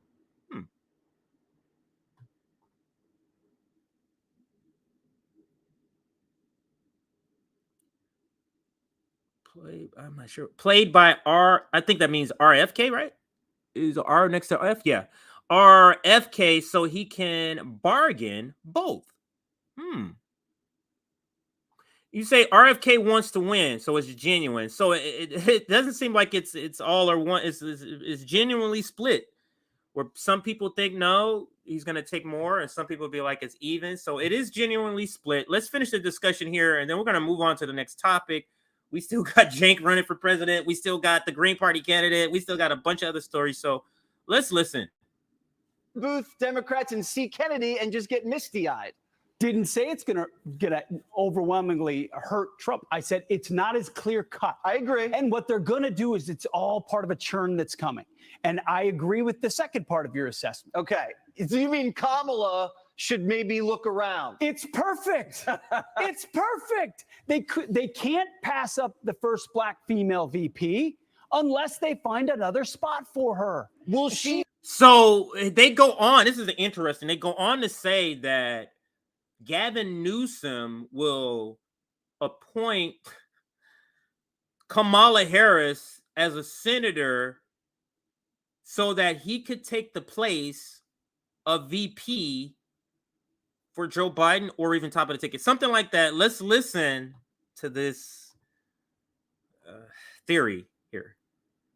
She's from California. Will she go willingly? Welcome to the cloakroom, the smoke-filled room. Kamala, your political future is done. You're never going to be the president. It's going to be no one will accept it. So take a permanent Senate seat for the next 40 years, as you pointed out. Yeah. And Gavin, I was in the spin room with him at the debate. I saw the interview. All right. The guy, the lodestar for Gavin Newsom is Gavin Newsom's political future. Right. And so he's going to make the pick that makes the best sense for him. Now, maybe it's your girl Maxine Waters. I don't know. Your girl. Oh my God. Absolutely. One T in Maybe it's your girl Maxine, but probably not. Right. So if he was given the opportunity to a pathway, he's campaigning in every single way except pretending to be loyal to Joe Biden. Is this crazy? Is this a crazy idea? Is that actually something in consideration? Realistically, are you just being good television? Yeah, he's being good. He's being good television. He admits it right there. He's being good television, which is funny. I can watch that show for laughs. Like, I can watch these shows as long as I understand this is comedy for me. I'm not at all, you know what I mean? I don't watch CNN to get the real news. I don't watch Fox News to get the real. I don't watch MSNBC. I don't watch CNN to get the real news. I go there for comedy relief and for research opposition research, I should say. All right. I think, let's see if there's any other receipts. No, that's it. I don't want to prolong it. Let's go back to Twitter and let's get to the next story. Much appreciated for everybody that's here through all of these stories that I'm going to be covering today. Oh, wait. Turncoat Don made something. Did Turncoat and Don make something that's going to be laugh? All right. Let's stay on path here. Let's stay on path. All right. So the next one, the next thing I want to cover, Bill Maher is the one who's saying, let's do that. Bill Maher is the one who's calling. Remember earlier I said there's another person who's telling Joe Biden he needs to step down. Like, you need to step down right now. It's Bill Maher. I forgot about that. I think I forgot so much. I don't even think I made a banner for that. So I'll make it now. But what you're watching is Shoot the Shit Saturdays with CJ. And the next segment is Bill Maher calls for Biden to drop out. Now, my question would be, can you make this announcement? Can Bill make this announcement of dropping out and then Joe Biden doesn't drop out and then Bill Maher still backs him? Like, how is that going to go? That doesn't seem like a good play. And I'm saying that this, let me make sure I include this with the segment. So let me not say too much here. Bill Maher calls for Biden to drop out. All right. So that is the next segment. And hit that like button. Thank you for everybody that has joined me on this Saturday. It is kind of a gloomy day in California. I don't know what the weather's like where you are, but it's gloomy for us. You might be from Seattle and you get here, you'd be like, oh, this is great weather. This is it hits 71. That's cold to me. I gotta put a jacket on once it hits 71. And let's look. We're currently at 289 likes. So thank you for that. 289 likes. 1, 2, 3, 289. We had over 1,000 people at this point, so double the last time we checked. Over 1,000 people that has come through at some point to watch. We have gotten up to 400. Got up to like 475 in viewers as the top tier. So again, we're gonna go ahead and make our new goal since we're only 10 away from our 300 goal. We're gonna go ahead and make our new goal of 425 is the next goal we're gonna be moving to. Again, let me see if I can show you one thing, and that is something I didn't show the last time I was on that I was supposed to show, but I will do it now. So let me do one last announcement, and then we'll get to the Bill Maher and Cenk story. So it'll be Bill Maher, and then I'm not going to say Cenk yet because I got to look at the thing. I got to look at the list. All right, so let me just show you when you go to RBN, when you go to our website, and I'll put the website up right there. So you go to our website. When you click on merchandise, There goes the website. You click on merchandise tab. You'll go here, RBN merch. There's 11 designs. So the same 11 designs you can get on mugs. The same 11 designs are on tote bags. You can get tote bags in different colors. And then the same 11 designs are on t-shirts, tanks, sweatshirts, sweaters. There is a long sleeve shirt. Maybe that's it. And we have a bunch. We have the RBN logo. We have the NATO is a terrorist organization one. Class warfare is needed shirts. And then we got the, what is this? Abolish the police. Abolish the police. Another abolish the police. A lesser of two evil one. We got an ACOB. Let's do the ACOB shirt. Let's bring this up.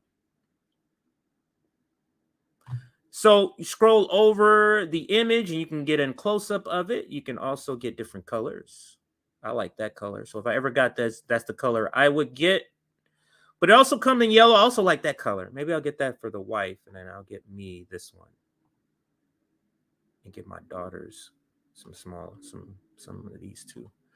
All right, so, but you see the different colors. Make sure if you are interested, go to our website to check that out. And I'm going to bring it down and get back to our show here. The other announcement, though, join our Substack if you want to know when we go live. Like today is an unscheduled stream. So if you're on our Substack, you would get notifications for things like this. Now, let's get back to the stories. Here we go. And Aaron, you can start here. Actually, let me make sure I don't have any super chats to cover here. Trying to make sure I don't let the super chat stack up. Oh, here we go. My RBN shirt arrived in the mail the other day. It is beautiful. I'm so proud to wear it. Thank you all for all you do, RBN. And thank you. And what we're going to do is maybe in a month or so, maybe less, we're going to ask for people that have bought merchandise. Let's take a picture of the merchandise, them wearing it or not wearing it if they don't want to be on camera. And we'll ask them to send that in. Thank you for the super chat there. Here is another super chat. Jimmy Dore show is getting canceled for going against the Xi Jinping genocide narrative, and even his own fans are attacking him for going against mainstream media. Thank you for the super chat. I don't know at all what you're talking about, so I don't have the ability to comment on it. But thank you, Battle, for the super chat. And here is another one. Rumble stream is down. I did read that one earlier, and then we got a new member. All right, now let's get into the story. Now I'm trying to have it to where I don't let too many super chats stack up, and then at the end we got like 20 super chats taking us 45 minutes to read. But let's start here, Aaron. Bill Maher joins the club as some of the establishment starts to call for Joe Biden to drop out of the race.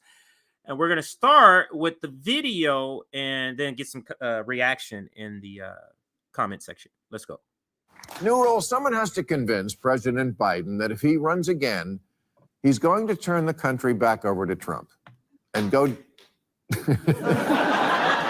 and go down in history as Ruth Bader Biden.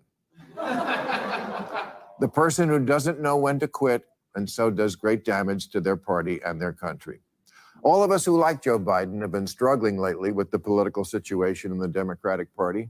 An incumbent we admire who acquitted himself well in a first term, but who even members of his own party don't want to see run for a second, despite a touching letter of recommendation from Ashton Kutcher and Mila Kunis.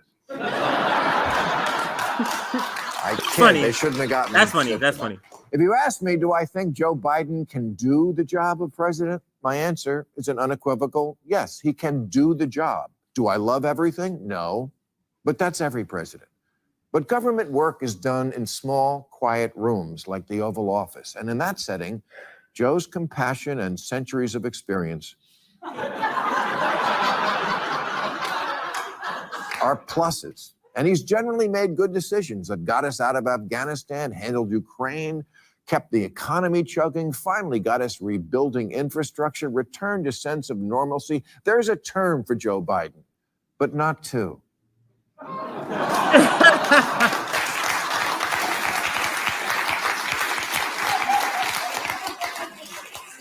Because while he can do the job, what he can't do is run for it. Our campaign season is long, and it gets icy in New Hampshire. To those who say he beat Trump once, he'll do it again, I say things change. They always do. The parade moves on. 2024 is not 2020 in so many key ways, including, yes, Biden being 4 years older. You can be a national treasure and still be too old for the job. If I'm on a plane and the pilot says, "This is your captain, Buzz Aldrin," I'm getting off.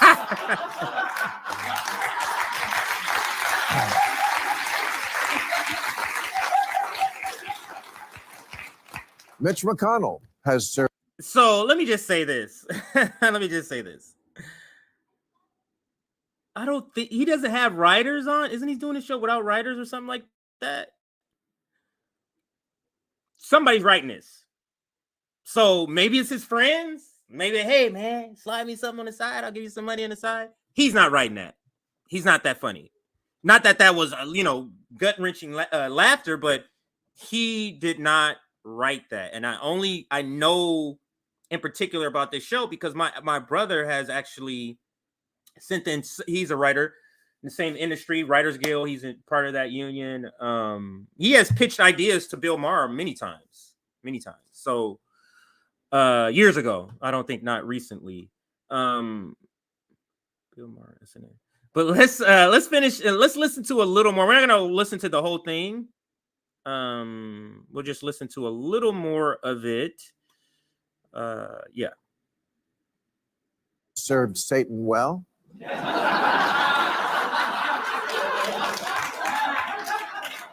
But when he starts buffering during a speech,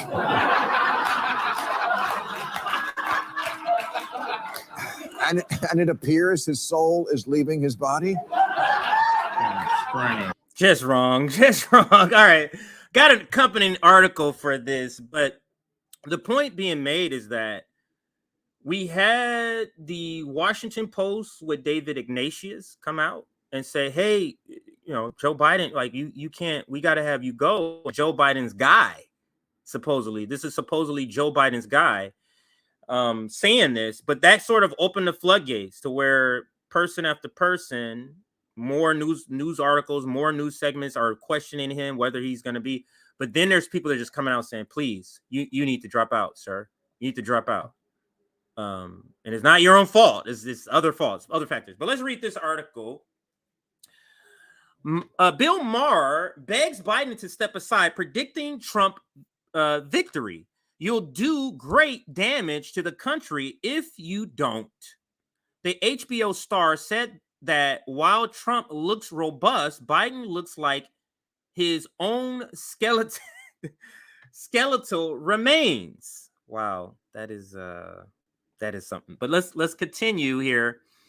Real Time host Bill Maher closed his show Friday, so this is last night, by begging Joe Biden to not seek re-election, predicting, and let's make this a little bit bigger. So it's funny how I increased it. The words didn't increase, but the advertisement of the capitalist right here increased. Isn't that something? These pictures increased, but not this. But Real Time Bill Maher hosts closing Friday, begging Joe Biden not to seek, predicting his decision to run will do great damage to Democrats and the country, as the current president would lose to former President Trump in 2024. Maher's monologue recapped comments he made on his Club Random podcast, where he compared Biden to the late Justice Ruth Bader Ginsburg, whose decision not to step down during the Obama presidency helped pave the way for a 6-3 conservative majority, as she was replaced by Trump appointee Justice Amy Coney Barrett. And That's the point he's making, is don't wait it out till it's too late, like a Ruth Bader Ginsburg. And here's a quote: "Someone has to convince President Biden that if he runs again, he's going to turn the country back over to Trump and go down in history as Ruth Bader Biden, the person who doesn't know when to quit and so does great damage to their party and their country." And that is where I will end as far as this article. But this is not good for Biden, because even if he stays in, they can literally put this monologue in a ad for Donald Trump. They can literally pull up David Ignatius' article. You get what I'm saying? Like, the establishment voices that are saying Joe Biden has to go, I think, are getting louder as closer it gets to the deadline, which is October. Like 2 more weeks or less, 10 to 14 days, they need to make a pivot to another candidate. And there are more and more people that are coming out saying, no, Joe Biden needs to step aside, because he is not going to win. And all of the telltale signs are showing us that. So I'm going to end that segment there. And let's close that. Quick segment. Let's now go to Cenk. I think I do want to go to Cenk. Let's go to Cenk. Let's go out of here, and we're going to go. Is he all the way down here? Cenk for Prez. Of course, we're going to start with my brother from another mother, Nick. He made a clip on this. Love these hotspot clips that Nick and Nico House does.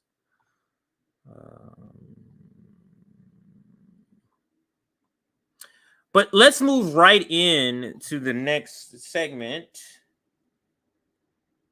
I'm in so much soreness. I think I was training yesterday, doing some boxing.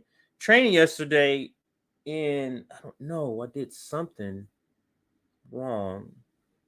My shoulder with a hook, something happened. But anyway, shoulder is a little sore and swollen.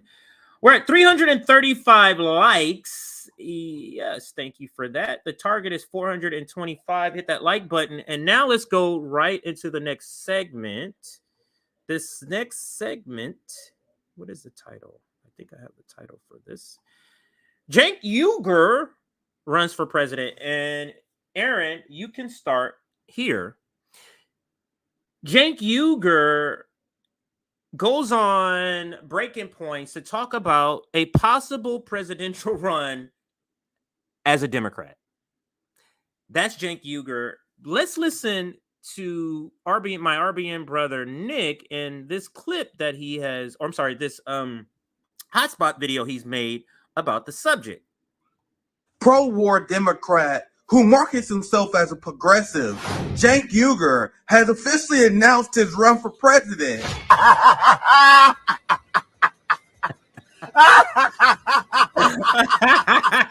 The Jimmy Dore derangement syndrome left finally has a candidate that can speak to the issues that they truly care about, like complaining about Jimmy Dore. Cenk is so... All right, I kind of messed it up from you guys hearing it. I'm going to rewind it because I was laughing for you guys to hear that part, but that's hilarious to me because usually these clips, they don't have these little, they don't edit it. It's just Nick or it's just Nico. But I've noticed in the last couple of weeks, they've been inserting these little clips to kind of give it a little flavor.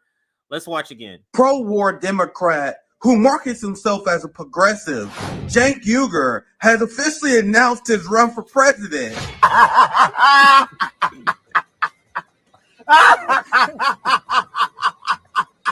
The Jimmy Dore derangement syndrome left finally has a candidate that can speak to the issues that they truly care about, like complaining about Jimmy Dore. Cenk is so horrified at the prospect of Donald Trump defeating Joe Biden. His plan is to run, get 20%, and use that to convince someone else to run to defeat Trump. For one, Cenk, How are you going to get to 20%? Who is your constituency? Democrats don't like him because he has mild criticisms of the party. Republicans don't like him because he's been a diehard Democrat for years, engaged in the culture war. And anti-war leftists like myself don't like him because he's a pro-war Democrat. His lack of constituency is exactly why Cenk Uygur, despite his well-known name and giant political channel, only got 6% in his special election run in 2020. But most importantly, Cenk Uygur supports Biden's proxy war in Ukraine. He smeared Julian Assange. He's pro-censorship, and he's a union buster who smeared homeless people on behalf of the police state. That's why his presidential run is a joke. But hey, at least it's going to be fun to watch him crash and burn. And I mean, and essentially, I mean, I wouldn't even cover this story. It's so ridiculous that this guy thinks he's running. But there are several people who, in the comments, of course, brings out the point that he can't run. He was not born in the United States. But you are missing the broader point of the audacity of this guy thinking that he can run for president. I think that's the point. So let's go not there. I'm gonna bring up it's a lot. This is actually how I found out. It was Glenn Greenwald. Let me make sure this is the one that I was looking at. Yeah. This is how I found out when I logged in the other day. This is the way that I found out. Now let's read a little bit of this thread from Glenn Greenwald on this.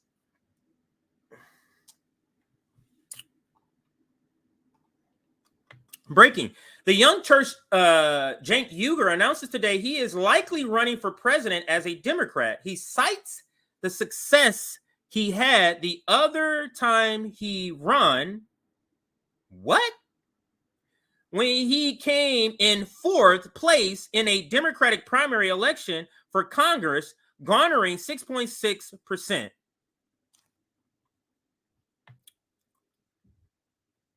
Uygur says his goal is to get to 20% in the polls, more than RFK.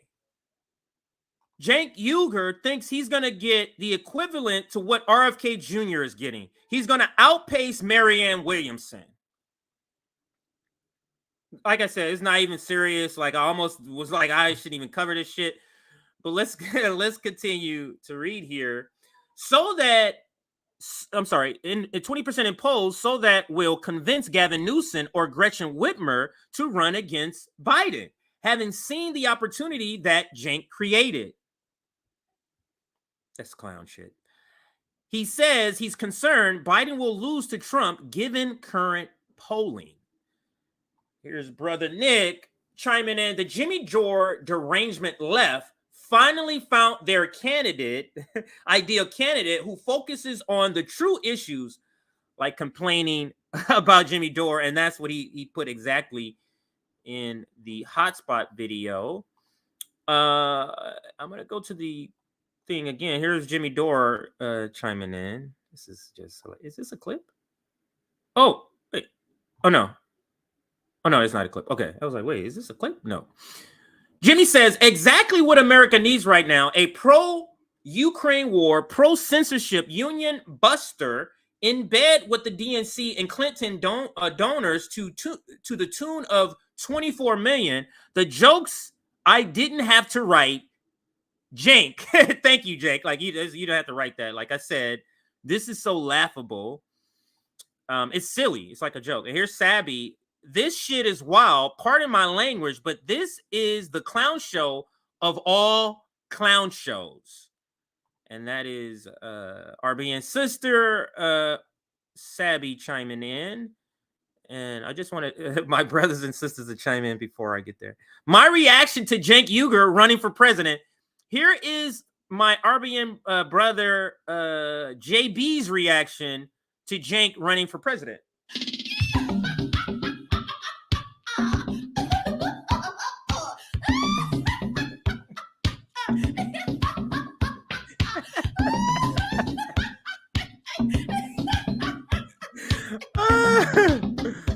Oh man, JB, I gotta hear that again.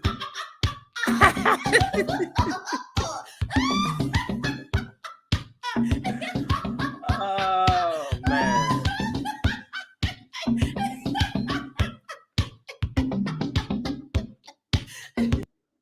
Hilarious. All right, let's finally get to the clip where he actually makes this ridiculous announcement. Why did I put that there? Okay, no. Here's one of the headlines here. Cenk Uygur is so frustrated by Biden's lagging poll numbers that he's staffing up for a 2024 run. And I'll read this excerpt here. This is from Mediaite. Also, quote, the progressive thought leader and founder of the Young Turks appeared on Breaking Points with Crystal Ball and Sagar Enjeti Thursday morning to promote his new book, Justice is Coming. So let me pause here. This is what this is all about. You know what you do when you're on a book tour? You say a bunch of headline catching shit that brings more attention to your book. So in my opinion, this is really about selling his book, in my opinion. But I continue. Towards the end of the interview, Ball asked Uygur for his take on the likelihood of someone like Gavin Newsom mounting a serious primary challenge to Biden. Uygur or Cenk argued that there's no chance of it because, like Biden, Newsom is a corporate Democrat. Now, I'm going to pause there because I don't want the rest of it to step on what is said, and that's the Mediaite article that I took that from, to step on what is said in the actual interview that I want to play. And let's do that now. Let's play the actual interview on Breaking Points. Here is Cenk Uygur. Auspicious day here at Breaking Points. We have a very special guest joining us in studio, Cenk Uygur. He is the creator of the Young Turks and also author of the brand new book that we have here, How Progressives Are Going to Take Over the Country and America is Going to Love It. Oh, I skipped the main title, which is Justice is Coming. So, indeed. All right, yes. There we go. Justice is here right now. Yes, you have arrived. Justice has arrived. It's great to see you, Cenk. Thank you so Good to much for see you joining guys. us. I know you went through some lengths with the red eye and all that to be able to Yes, we get here, and we're appreciate it. really grateful. No problem. Thank you. So before we get into the book, any big hot takes from the debate last night? Is Doug Burgum going to surge into 0.6? Okay, I'm gonna move past this here. Doug Burgum stuff. Actually, I can't. Jesus, I hate listening to this guy so much. Let's see if I can get past it a little bit here, right here. And all. Yeah, I but think he's a little better than the first debate. And you in got the my most opinion. speaking time. Yeah. True. Yeah, but all that notwithstanding, All right, now let's go here. Can't lose democracy in 2024, and that's why I'm really worried about Biden. Interesting. How is this different from the arguments that were made about the quote unquote coalition of the? I'm gonna go back just about 15 seconds to see if there's a anyway. It's about age. We have the young on our side, and it is a tsunami. But we just can't lose democracy in 2024, and that's why I'm really worried about Biden. Interesting. How is this different from the arguments that were made about the quote unquote coalition of the ascendant and the idea that, demographics are destiny and therefore, the Republicans are going to be vanquished and then we end up getting Donald Trump. And it turns out, Latinos have been shifting. Democrats still win Latinos, but there has been a notable shift there. There's been some shift, even more marginal among Black voters and Black men in particular. So isn't it a little bit too triumphant to assume that these demographic groups that support progressive values and tend to support Democrats right now are just going to continue to vote in the same way that they have historically? Yeah, so those are great questions. So there's a couple of very important differences. So first of all, Democrats took those minority demographics for granted. They're like, oh, Black people and Latinos are always going to vote for us. Right. We don't actually have to deliver for them. So for example, this time around, bare minimum was voting rights, and then they didn't do voting rights. Right. They didn't even really try to do voting rights. They almost never deliver on those things. You know what I find myself always having to, when I'm listening to progressive Democrats, I'm always having to, wait, hold on a second here. Every time I pause, what is this thing? Oh, I guess you can't stop the advertising. Every time I'm listening to progressive Democrats, though, on these items, it's like, do you hear what you're saying, Cenk? You are making an argument not to support the Democrats. Like when progressives are talking, they like when they're talking and not praising, like when they're doing any, it's like you are making arguments why we should not. But then you go on and say we should. That's what's so just bizarre to me. Let's continue. Joe Biden's delivered on about 20 to 25% of his agenda, but not nearly good enough. You have to, and you see the discontent in African-American media, like Charlemagne and others, et cetera. Latinos now trumps up to 42%. So just saying, hey, you're black or you're brown, vote for me is not good enough, right? But for young people, they're not going to all of a sudden turn around and hate gay people, hate black people. Their identity is usually set, as I explained in the book, meta studies show between the ages of 14 and 24. And once it is set, it does not change. So they're not going to randomly turn into hateful folks or corporate politics. It's not going to work. Why you in the get old that? days? And here's another giant part of the puzzle. It's us. Okay, Breaking Points, TYT, etc. Because we have to do better at our propaganda. Is that what you're alluding to, Cenk? Let's see if that's what he's alluding to. Oops. Mainstream media is on the precipice of capsizing. Yes. Yeah. Because their costs are now higher than their revenue for a lot of television. Okay. So when they capsize, they're already bleeding viewers, and their viewers are on average about 70 years old, right? So now, guys, I underestimated that before. I underestimated it in 2020, and I'm honest about that. It turns out those older voters were still ascendant and control the Democratic primaries, and they're brainwashed by Joe Scarborough and mainstream media. And so that was a very powerful force and has been for a long time in this country. You can't underestimate it. But by 2028, it is a completely different ballgame, both in media, which is everything, and in the age demographic. But all throughout, though, one other giant difference. When corporate Democrats go, okay, you have to vote for us because you're black or brown, right? But then they don't deliver. But progressives say, no, we are going to deliver for you. We're going to deliver. Oh, it's almost a whole different segment. Progressives have delivered less than corporate Democrats. What the fuck are you talking about? What would be different than the progressive? You're saying Democrats, you can't promise things to black and brown people and not deliver. Why is that's the same sort of analysis or critique of the squad? We're saying we're not supporting them again because they're not delivering on promises. They're not even legislation. They're not even delivering on the sort of stance you're taking against Democratic leadership that you sold us on as a squad member. But I diverge. Let's get back to the clip. Deliver on paid family leave, higher minimum wage, relieving student debt, public option, Medicare for all, you name it. We actually mean it. So who's our standard bearer? Has been for a long time is Bernie Sanders. And everybody knows, whether you like him or not, whether you agree with him or not, he's probably the most honest man in American politics in our lifetime. I think. Are you talking about the same Bernie Sanders who pretends like there's no Nazis in Ukraine? You talking about that guy? Are you talking about the Bernie Sanders who's saying we're going to lose democracy if a clown gets in office? I guess if that makes you most honest, but being the most honest in a room full of pathological liars says what? I think even the right wing knows that, and definitely independents know that. I'm not saying Bernie's going to run again, but our standard bearer is honest, and the other guys have Trump and corporatists. So they're not going to win the young doing that. Yeah, let's get into that. And that's why it's interesting. You've been talking a little bit about Joe Biden. Let's put this tweet up there on the screen. Now, for example, you say Biden is losing by 10 points in this poll. Even if it's half wrong, it's still an epic disaster. The Democrat has to win the popular vote by 5 to win the Electoral College. Right now, Biden is 15 points behind where he. Oh, shit. I don't know. So, how do I get this shit off? Close. Damn, I can't.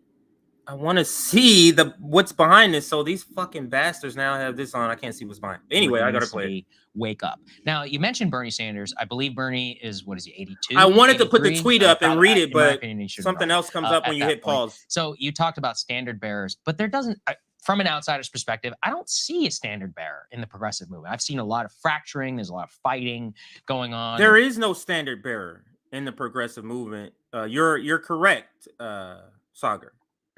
There's a lot of different theories of change and all that. So how if you want to mount a challenge to Biden, what does it look like? Give us some actual names of what that would be, and then the fights that would ensue within that.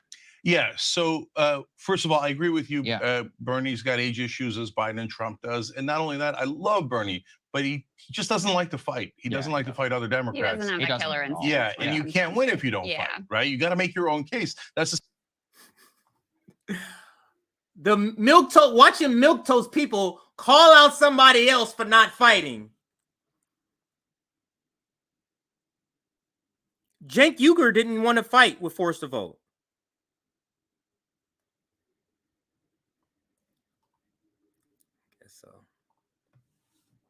That's the same problem Biden has. He just never makes his own case.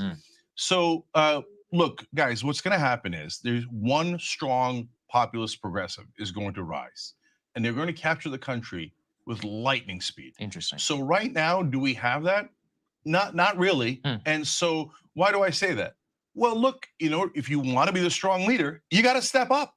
That's what strong leaders do. They don't go, well, Biden didn't give me permission. If you're worried about Biden giving you permission, you ain't it. Yes. Okay, I'm sorry. Now, having said that, for 2024, the progressive vote is almost gone, right? So there's only one, it's so bad, I seriously considered running because nobody will do it, for God's sake.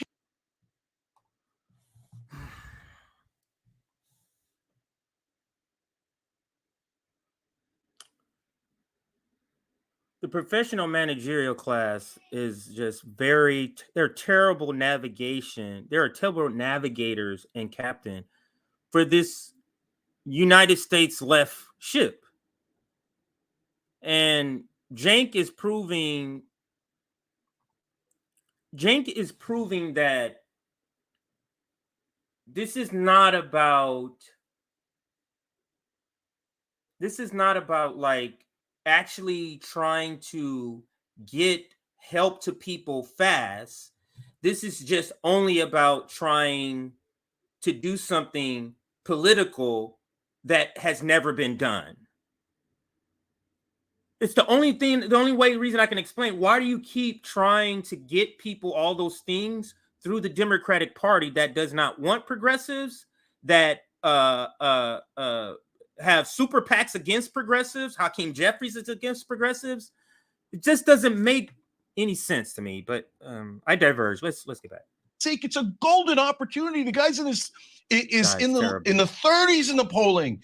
We're whistling past the graveyard. He's going to lose. He was at 52 when he won in 2020, and he won by a razor-thin margin of 44,000 votes in the Electoral College. Now 15 points lower. We're just kidding ourselves. It's a disaster. The handwriting's on the wall. He's going to lose. So at this point, Sagar, give me anybody. Give me anybody. Give me Andy Beshear in Kentucky. Give me Governor Shapiro in Pennsylvania. I'll even take Whitmer, okay? Okay, I don't care. Anybody but Biden, because it's not personal. I don't mind Biden. I would prefer someone more progressive, et cetera. But at this point, it's not about that. He doesn't mind Biden. To win. Is democracy on the line or isn't it? Because I think Democrats are full of crap. They say stuff like, they say, we agree on 90% of things. But Cenk Uygur just said, I don't have a problem with Joe Biden. He doesn't have a problem with the $100+ billion to Ukraine. He doesn't have a problem with the Senate parliamentarian being used not to get $15 minimum wage. He doesn't have a problem that they reneged on voter rights. Doesn't have a problem we're marching to nuclear war. Doesn't have a problem with what we're showcasing about what we want to do with China. But we agree on 90% of things. I'm starting to think the strategy is the most important thing second to policy. So this is what the professional manager. We have just different strategy. No, we don't have different pathways to get there. You can't call your pathway a pathway if it's rigged. But I'm starting to go on the tangent. Let me make sure I Like, oh, that guy's a fascist. He's going to kill democracy. So we're running a guy who's a wounded antelope, who 72% of Americans think is not even going to make it through a second term. There's no one on planet Earth that could look at those polling numbers and say, yeah, he's going to win. If they do say that, they're definitely lying. So it's hard to disagree with much of that. There's no. However, I will say that I do have some nervousness. In my ideal scenario, you know, Biden would withdraw. We'd have a real democratic process. I'm not of this view that like democracy is bad for electoral chances, et cetera. I actually think it's really good. It allows people to make the case. It allows Democratic voters to choose the candidate that they would think would be best suited, et cetera, et cetera. I couldn't pause it when she said it, but let me go back and make sure I heard what I heard here. Let me see this here. There's no one on planet Earth that could look at those polling numbers and say, yeah, he's going to win. If they do say that, they're definitely lying. Wouldn't that apply to Crystal Ball? But now let's listen to what Crystal Ball says in response to that. So it's hard to disagree with much of that. There's no. It's hard to disagree with much of that, but Crystal Ball and Kyle Kalinske are going on speaking tours telling you to vote for Biden. But at the same time, you're now saying it's hard to disagree what Cenk said, which is that he is going to lose. Cenk didn't just say, oh, he's terrible. He said he's going to lose. So you know if a candidate is going to lose, you're still gonna waste your vote. Isn't that wasting your vote on somebody you know is gonna lose? Why wouldn't you then vote for somebody whose policies align with yours? Like a Cornel West, like a Claudia de la Cruz. Doesn't make any sense. It's a grift for these people. However, I will say that I do have some nervousness. In my ideal scenario, you know, Biden would withdraw. We'd have a real democratic process. I'm not of this view that like democracy is bad for electoral chances, et cetera. I actually think it's really good. It allows people to make the case. It allows Democratic voters to choose the candidate that they would think would be best suited, et cetera, et cetera. But I do worry that there are some candidates that I feel like would be worse than Biden, not only electorally, like I think Kamala Harris would be worse electorally. I think Pete Buttigieg would potentially be worse electorally. But I also think that they would be a lot worse on policy. Because even though I have a million criticisms of Biden. She just said Pete Buttigieg and Kamala Harris would be worse than Biden on policy. Man. Biden on policy. She's about to go into a spiel that Biden is good on policy. This is fucking insane. This is the professional managerial class. We have no business teaming up with these people. Serious radicals, serious people who want change have zero business teaming up with these clowns. Let's continue. And that we talk about here all the time on labor issues with regard to the National Labor Relations Board, on the fact that he went the freaking picket line, first president in history. He is better than the Obama Democrats in some key ways. I mean, they've tried to do industrial policy. That's been a significant step forward. They haven't done enough on the consumer. The NLRB rises again in this professional managerial class discussion. So let's do this. This is the analogy. The NLRB is like one state out of 50. And the entire Joe Biden presidency is like all 50 states. So that's how the groundwork for the analogy. She's saying that we should reelect Joe Biden based off what he did for a single state, Florida, overlooking all the bad shit he did in 49 other states. You see the ridiculousness of this? Even if what we were to take face value, what you're saying about the NLRB, that is like this. That's like a crumb of a crumb.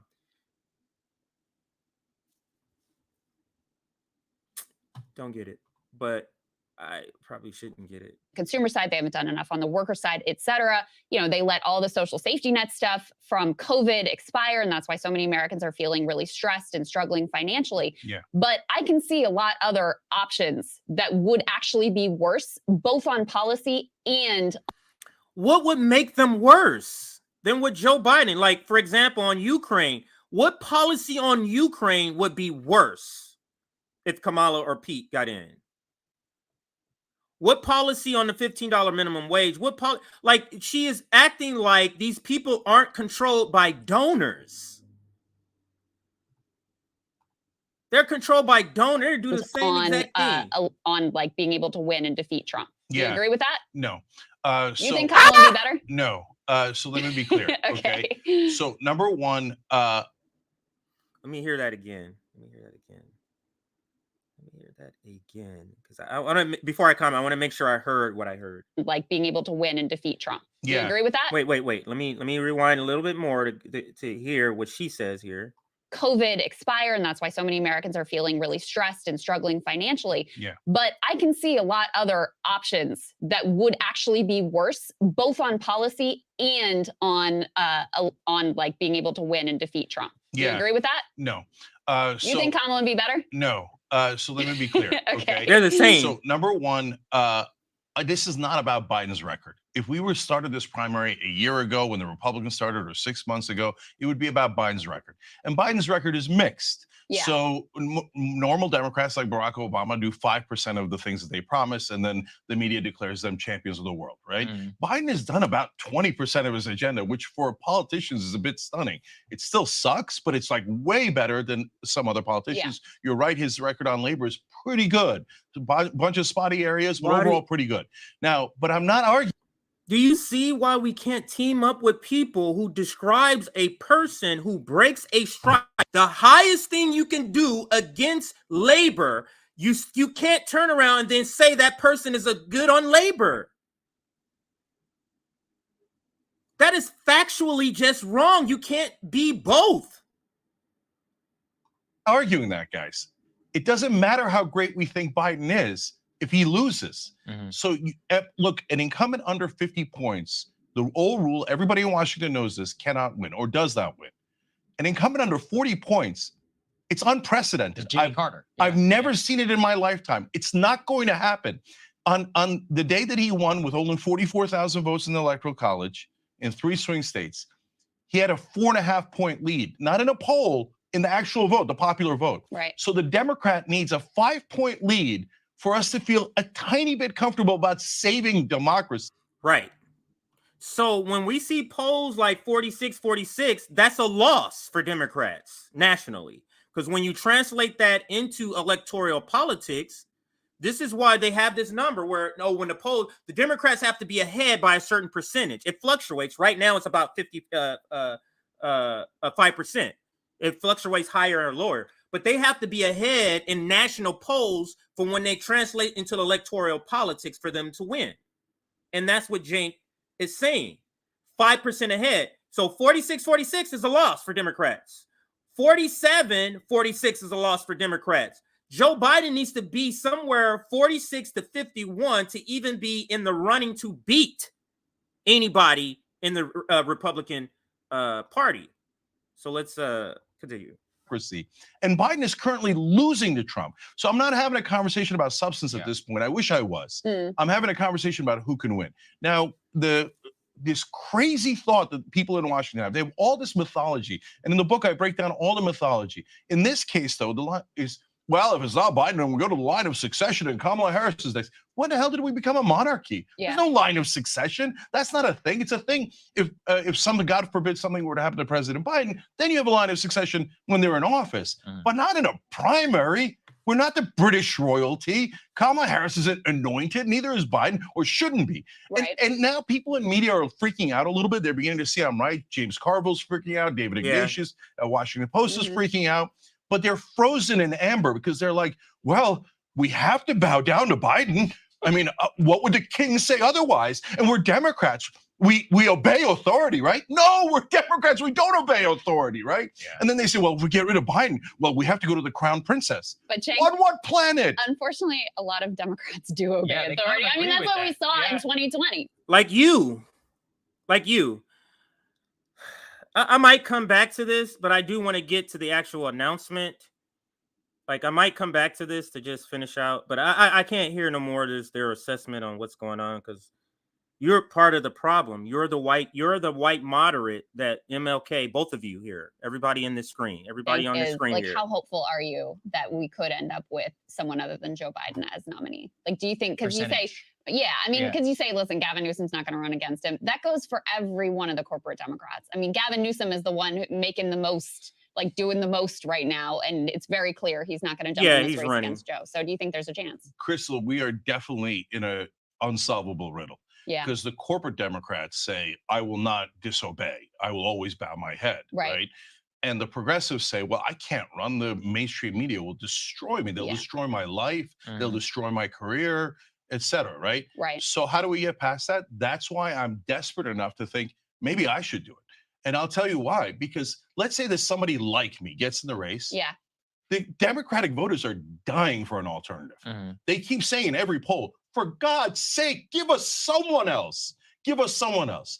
If someone like me were to get to 20 points, do you have any idea how quick Newsom and Whitmer would enter the race? So are you serious? You're seriously considering it? Like, Yeah, I'm tell considering me- it. Okay, And I'll so tell you tell me why. your Why hasn't it timeline. happened? RFK Jr. is at 20%. You know, Marianne's at like 10%, something No, like that. but RFK Jr., first of Yeah. all, he's not a 20 anymore. He Okay. peaked at 20 for a brief Yeah. moment until Democrats found out he's not a Democrat. Okay. Okay. Then he went, then he dove down. And Marianne got butchered by mainstream media. They made up things about crystals, et cetera. So I love Marianne. I you know, if she could somehow break through media, great, wonderful, et cetera. But it's taken a while and she hasn't broken through yet. So we need someone to be super aggressive. And if they, let me ask you this way. If you get, again, anyone, it doesn't have to be progressive, gets to 20 or 25, an outsider, right? This whole town panics and Newsom and Whitmer go in immediately. I do think Is there's a that right? possibility of I don't know, because it already happened with RFK and they just ignored him and they went after him. And Yeah, like that you was said, he went down. no, that was before when they were convinced that Biden was going to win, and RFK, everybody knew was a flash in the pan because he's not really a Democrat. Maybe. But so, Cenk, tell me more about your thinking. Yeah. Timeline. What are you weighing? How serious are you? Yeah. Give us the details. So I already thought about it before, and I rejected it because I know what they're going to do. So I had to go off screen. There's no way I would be able to let that play through. So I'm like, I need to let this video play through for this particular part. So now I'm gonna go back and give my analysis, but I did want to just let it play through for about 2-3 minutes while I did that. So let's go now. Now I'm gonna stop and start and give my analysis here. Think is, like, how hopeful are you that we could end up with someone other than Joe Biden as nominee? Like, do you think, because you say, Percentage. yeah, I mean, Yeah. because you say, listen, Gavin Newsom's not going to run against him. That goes for every one of the corporate Democrats. I mean, Gavin Newsom is the one making the most, like doing the most right now. And it's very clear he's not going to jump in this race against Joe. So do you think there's a chance? Crystal, we are definitely in a unsolvable riddle. Yeah. Because the corporate Democrats say, I will not disobey. I will always bow my head. Right. And the progressives say, well, I can't run. The mainstream media will destroy me. They'll destroy my life. They'll destroy my career, et cetera, right? Right. So how do we get past that? That's why I'm desperate enough to think maybe Wow. I should do it. And I'll tell you why. Because let's say that somebody like me gets in the race. Yeah.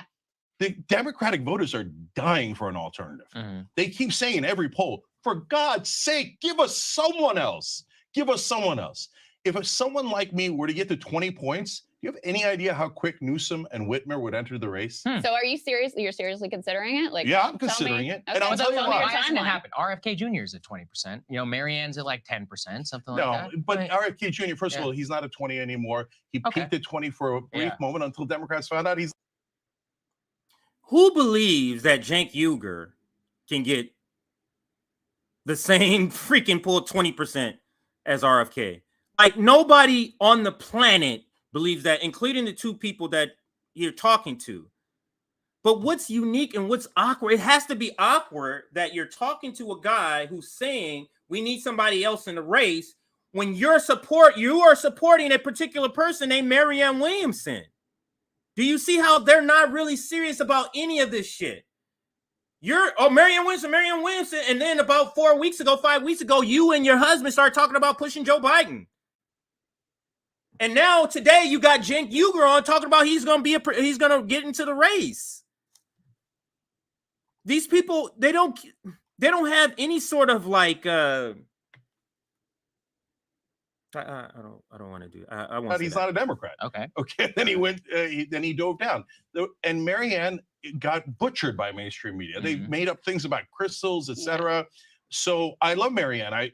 You know, if she could somehow break through media, great, wonderful, etc. But it's taken a while and she hasn't broken through yet. So we need someone to be super aggressive. And if they, let me ask you this way: if you get again anyone, it doesn't have to be progressive, gets to 20 or 25, an outsider, right? This whole town panics and Newsom and Whitmer go with. So the Hunter Biden story and the possible leaking of information that Joe Biden did something bad through the impeachment inquiry, that doesn't bring in these people. David Ignatius' article reported on Morning Joe, like the establishment that they listen to, Joe Biden listens to David Ignatius. That doesn't get any of these other candidates in, but somehow, and RFK is in a race, reaches 20%. Marianne Williamson is a race, at one point got 10%. I don't think now, but at one point got 10%. None of that stuff does it. Joe Biden's poll numbers are horrific. None of that stuff does it, but Cenk getting in is going to tip the hat to some people. Okay. And when is Santa Claus coming over? Go in immediately. I do think is there's that a possibility. I don't know, because it already happened with RFK, and they just ignored him, and they went after him. And that was before when they were convinced that Biden was going to win, and RFK, everybody knew it was a flash in the pan because he's not really a Democrat. Maybe. But so, Cenk, tell me more about your thinking. Yeah. Timeline. What are you weighing? Right. How serious are you? Yeah. Give us the details. So I already thought about it before, and I rejected it because I know what they're going to do.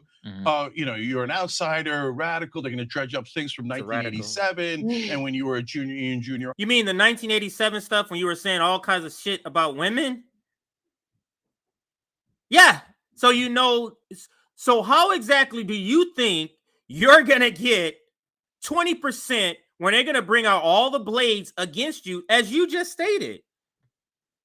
Remember, Bernie Sanders had to unendorse you in your own race when that shit came out. This is Looney Tune talk, but it's good for entertainment, I guess. Junior high school. They already did that to you. I think they did that to you. Yeah, that's right. Of course. And look, if we're being honest, the number one problem is mainstream media. Sure. Mainstream media is the shock troops of corporate politicians, both corporate Democrats and corporate Republicans. Yeah. Their job is to eviscerate any outsider. So that's why do you think progressives aren't running? I've talked to at least half a dozen progressives and tried to convince them to go in the race. And they're like, I don't want my life ruined. Who's going to ruin their life? Joe Biden? He's in a bunker somewhere. No, it's going to be ABC and NBC and CBS and CNN, MSNBC, New York Times, Washington Post. They're going to go to any outsider and shred him to pieces. Sure. And I'm now so desperate for making sure that we win that I think I'm already destroyed, right? Like they've already attacked me 10,000 times, right? So come at me, bro. So Crystal, it's crazy for me to consider it, right? Yeah. But that's the times we're in. If literally no one else will do it. It's insane. So I don't want to go quietly into that good night.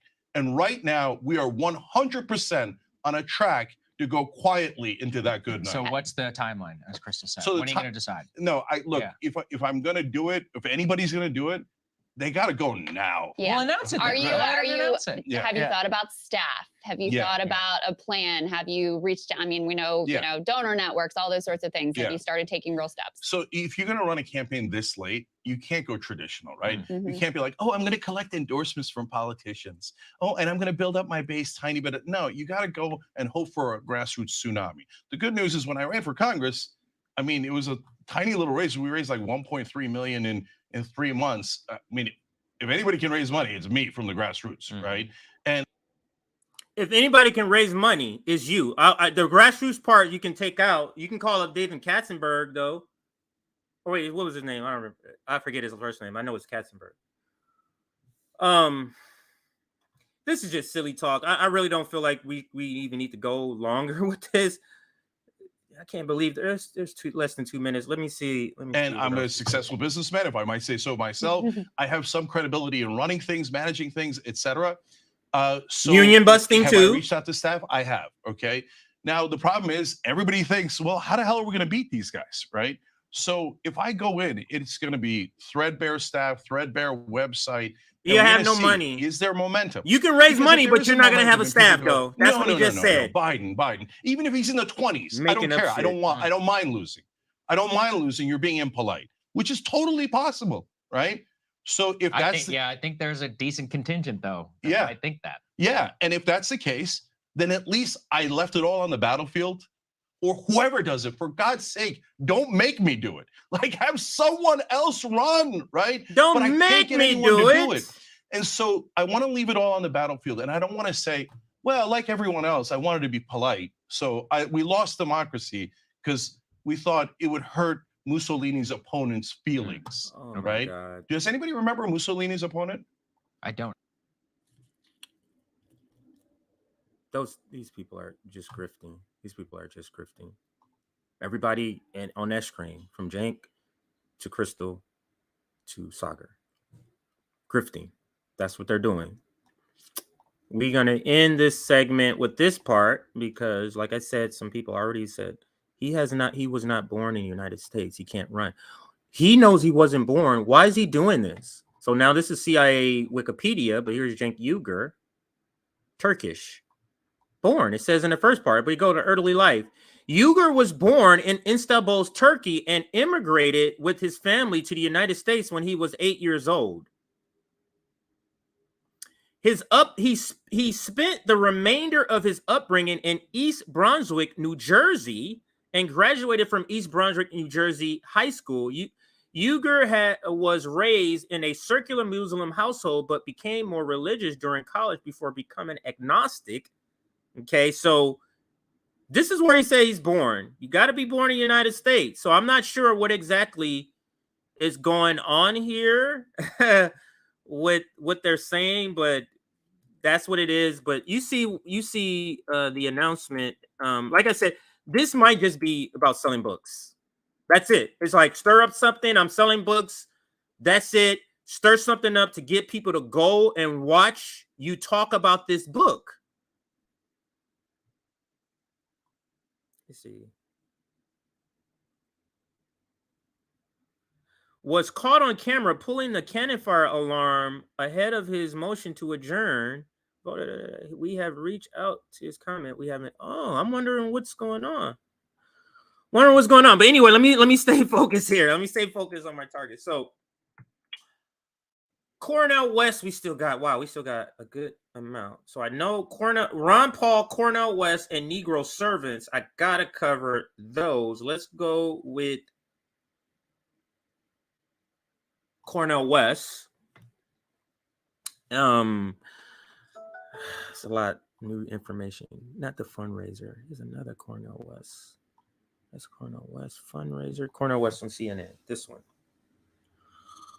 So, and then we have an accompanying Mother Jones article that we're gonna have as an accompanying part here. But Case Study QB was gracious enough, because I recorded this on my phone and posted it, and then he was gracious enough to actually get the segment better quality. So let's bring up Case Study QB's version of the segment.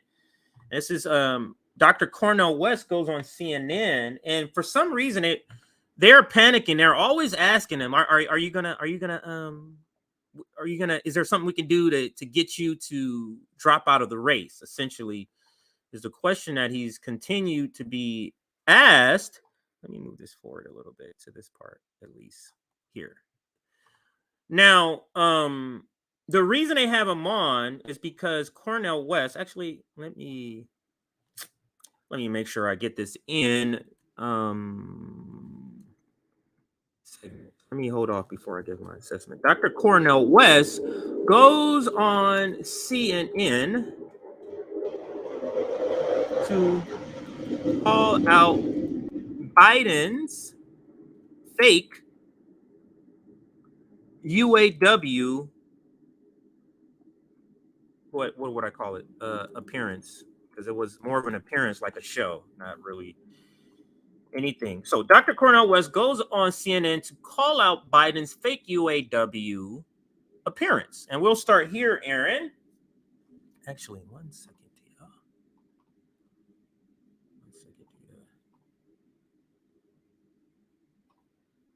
Okay, no new super chats. I was just checking to see.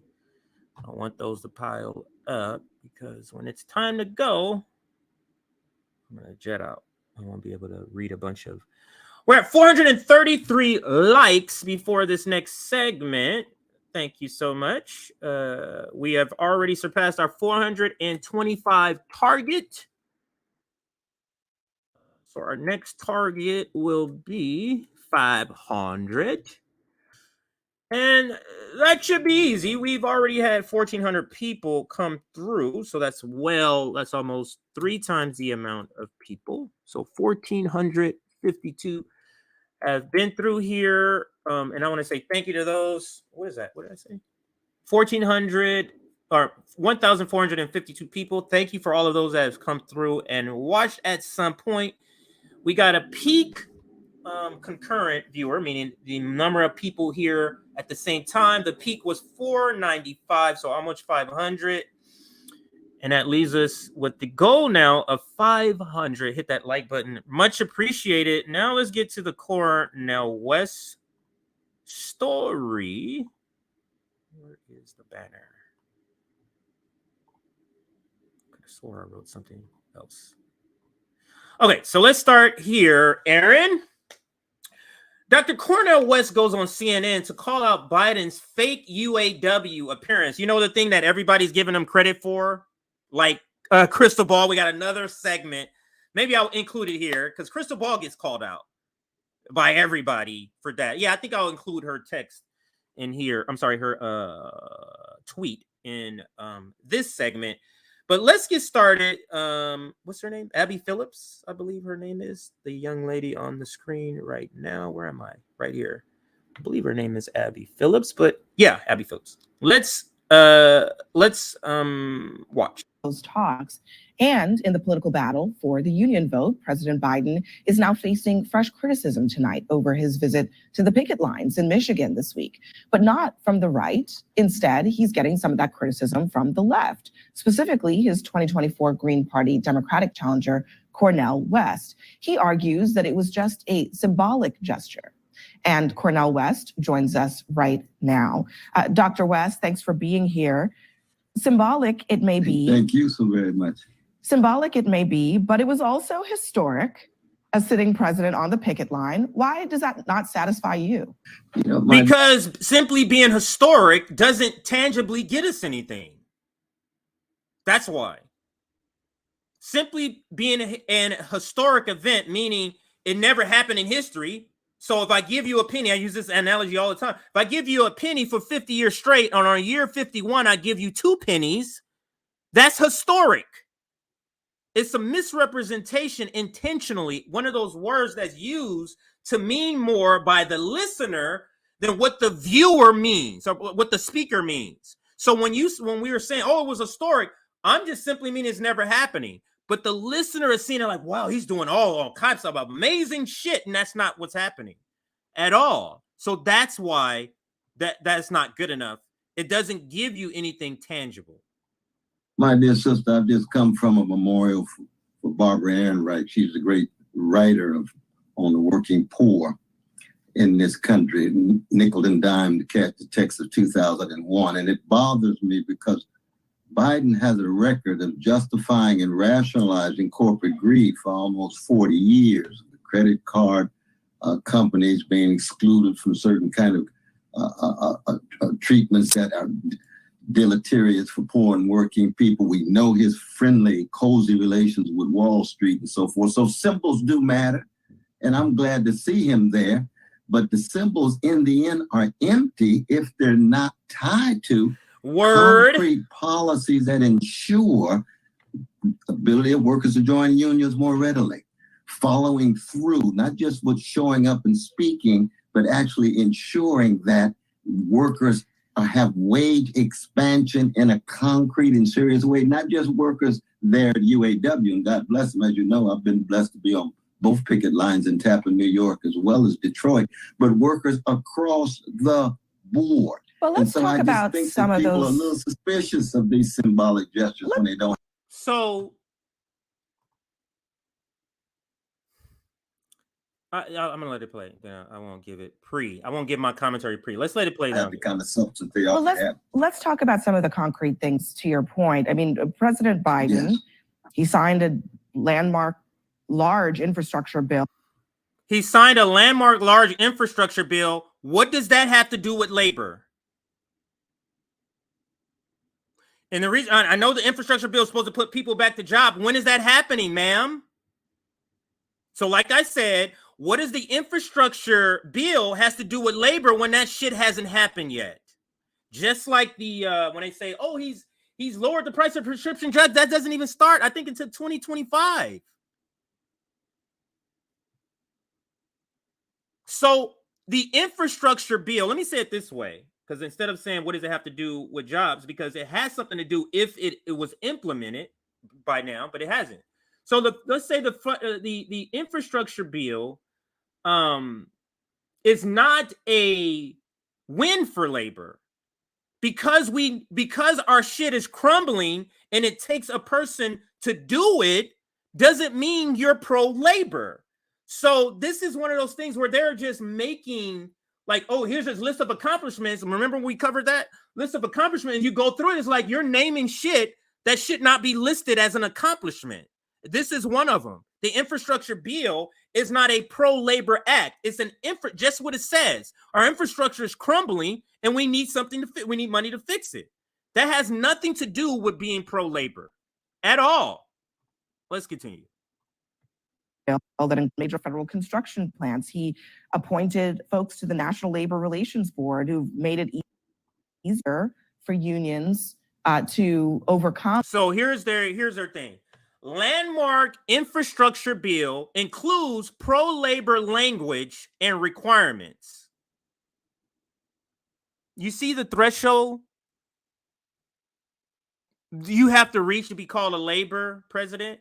A labor president is just what it says, a person who's on the side of labor. Not saying we can have a win-win situation, because we cannot.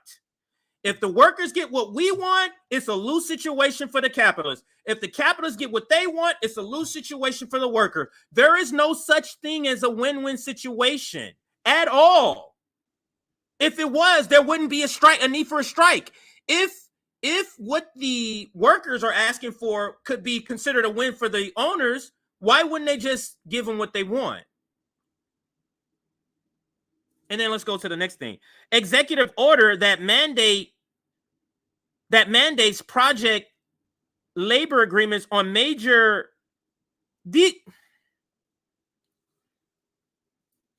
let's continue. The things, let me say it this way, the things that they're giving them credit for are things that don't even affect a lot of people, like the landmark infrastructure. As far as labor, that don't affect enough labor. The executive order that mandates project labor agreements, that doesn't affect enough of the labor market. Appointments to the National Labor Relations Board that have made it easier for unions to overcome employer intimidation and illegal firings. You talking about what's happening with Amazon? Are you talking about all the people that were fired? Are you talking about all the intimidation that happened, that nothing happened to them? What has happened to Amazon? They have to read a couple of things in front of other employees? These are just in the vein of the establishment. Crumbs of crumbs, not even crumbs. You ever take a crumb and then break the shit up? That's what and then they want you to give them credit for that. No. All of this stuff added together doesn't equal a single crumb.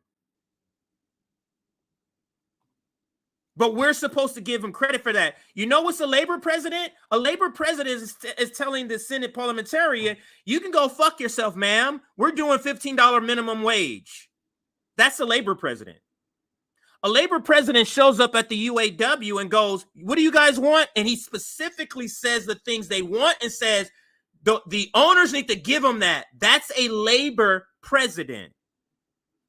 This is what, in a capitalist system, why he's considered, why they want to give him this title. It's like, if capitalists say, you know,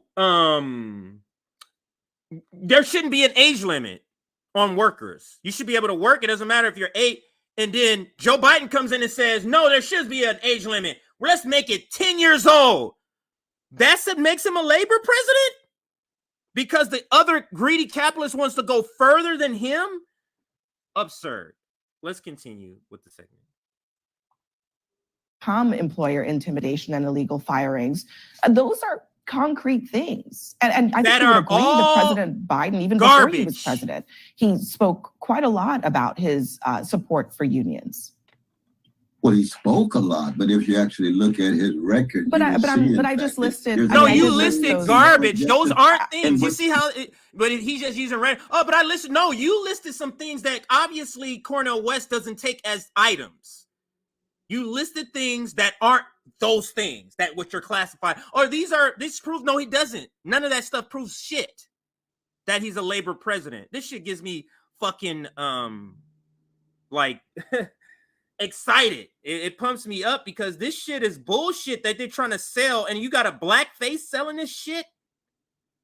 You ought to be ashamed of yourself for selling this bullshit. What you just noted, my dear sister, those are relative to what was in place under Trump. You're right, he replaced those members of the National Labor Relations Board. Absolutely right. You're right, the infrastructure bill was better than Trump's, but listen to this. He stripped elements of that bill that Bernie Sanders and Elizabeth Warren and others were trying to push through, so that it still ended up limping through. And it wasn't just because of the Republicans. He doesn't have his heart in it. I wish he would show up at some of these mass incarceration sites.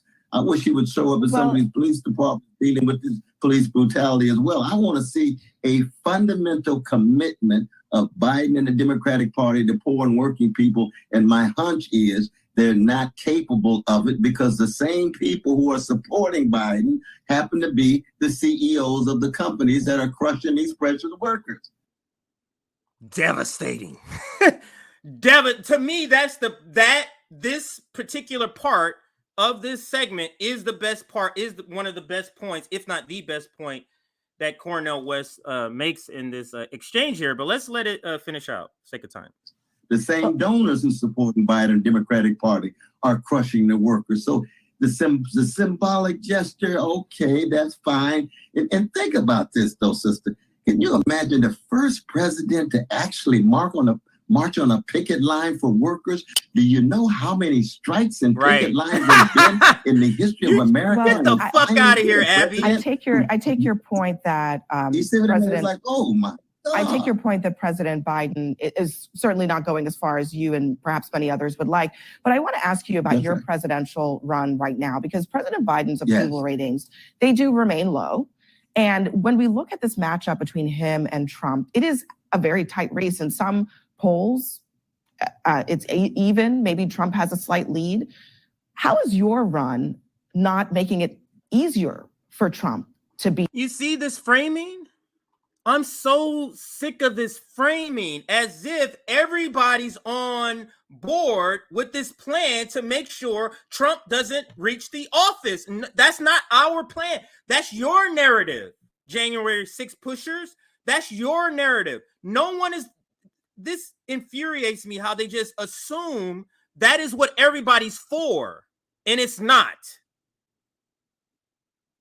I'm just as against Joe Biden is getting into the White House as Donald Trump. There is zero difference for me. None. Not even 0.000001. It's the same. Both of them shouldn't reach the White House equally. Let's continue with Abby. To be victorious in 2024. Oh, let me rewind it to get the full scope of her question here. Let me rewind it right here. Even maybe Trump has a slight lead. How is your run not making it easier for Trump to be victorious in 2024? I mean, one, you know, we're making decisions in real time. There's a good chance that neither Biden nor Trump will be the ultimate candidates. Biden might run out of gas. Trump may end up in jail. We don't know. History is unpredictable. I'm here to bear witness. I'm here to speak on behalf of poor people, abolishing poverty, abolishing homelessness, reshaping fundamentally the mass incarceration system, curtailing the militarism abroad to ensure we don't have a World War III against Russia or even China. That's part of Biden's militarism in that vein, would you consider? You think it's a coincidence that when he was starting to talk about war and militarism that she chimed in? I've talked about this before. These people, they hear what he's saying.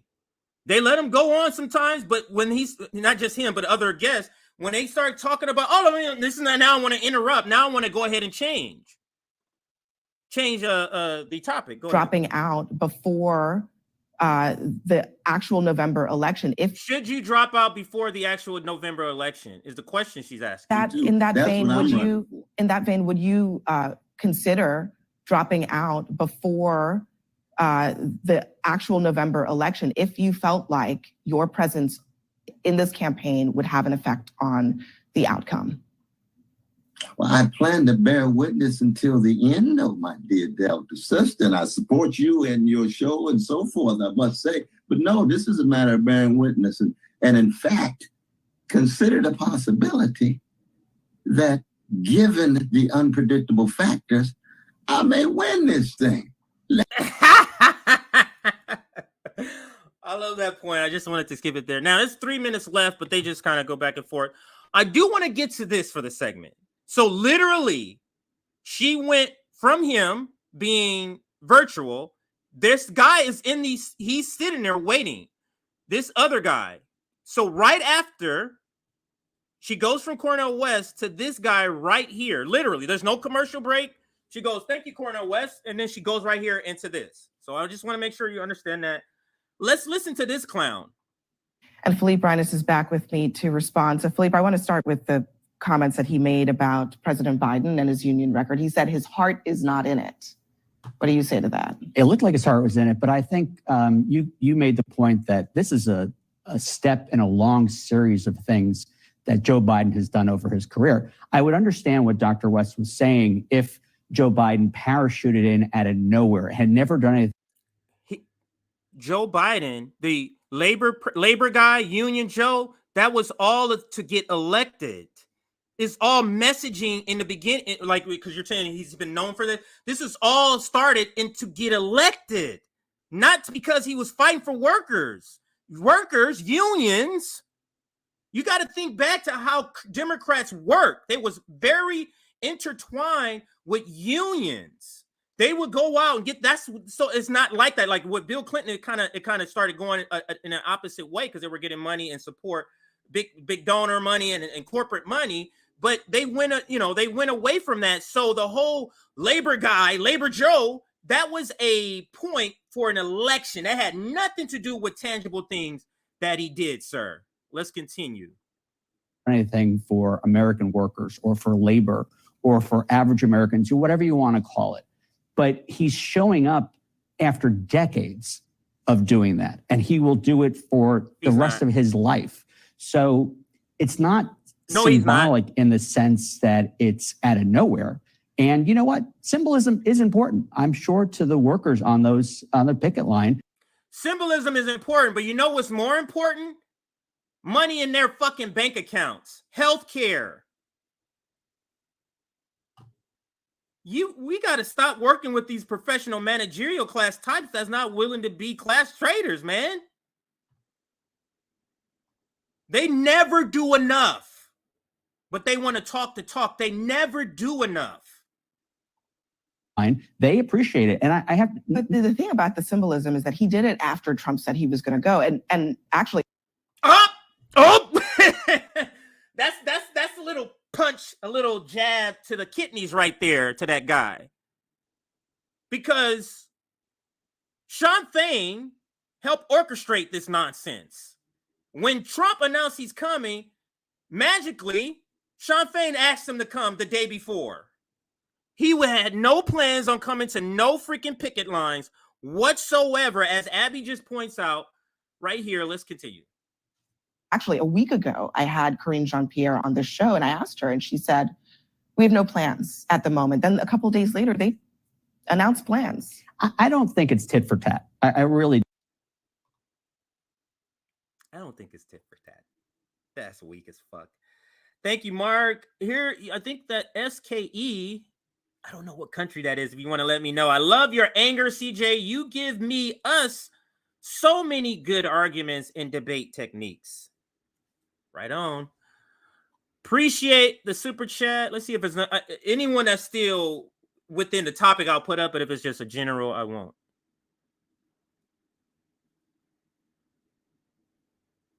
I agree with this. This is a good comment. Sheba's amused. Thank you for this super chat. It's insulting to answer questions that have nothing to do with the subject. That's disrespectful. Spot on. All right, let's continue with the clip, and I can move on to the next segment. This segment is just about here it goes. Just about wrapped up here. really don't. This is when you look at Joe Biden talking to that crowd, that is Joe Biden. That's Joe Biden in his element. That's, Now, just take it. It matters who is calling Joe Biden a labor president, the labor president. This guy, Phillips, the one you see on the screen, this is a former Hillary Clinton advisor. I'm good with your assessment of that. I'm good. I'll get somebody else. I'll get a second opinion, sir. Average Joe, that's worker Joe. I have to take issue with a couple of things Dr. West said is, he was involved in a pretty symbolic event at the White House during the Obama administration. And obviously he thought that there was value to that. And there was. There is often value to showing up. Nobody's saying symbolism isn't good, but just like he said in what Dr. Cornel West explained, symbolism without something behind it is virtue signaling. You got to have something behind the symbolism.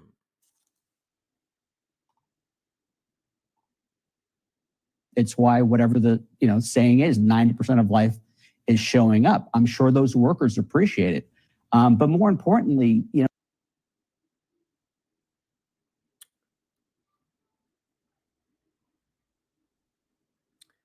No, this guy did not just try to co-opt that expression. 90% is just showing up. You think 90%? So this is a window into how they're able to call him a labor president. So to you, 90% of being called a labor president is just simply showing up.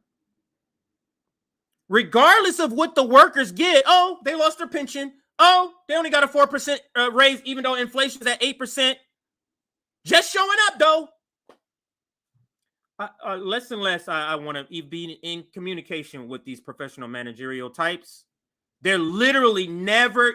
If you're a poor working class person who wants healthcare, teaming up with those people, you're never gonna get it, ever. Dr. West will not be president of the United States. He might prevent Joe Biden from being president. And Joe Biden won't be president of the United States after 2024. States, the same way that Ralph Nader prevented Al Gore in the same way Jill Stein prevented Hillary Clinton. And no coincidence, Joe Biden did not face any kind of meaningful third-party challenge in I assume 2020. you think he needs to drop out. How soon do you think that would need to happen? What he's doing is pointless. I mean, but you asked him 10 different ways. He's not answering. It doesn't make a difference where I think. He's not going to drop out. And he's also whipping Yeah, people sir, up. right. It doesn't They're make not anything going what you to think. work for Biden. They're not going to donate to Biden. They're not going to get out the vote. Now, if it's just people in Massachusetts, okay, that's not so bad. I feel pretty good about it. But tamping down enthusiasm or by attacking the nominee of our own party, no good comes from that. What do you say, of our own party? That's not his party.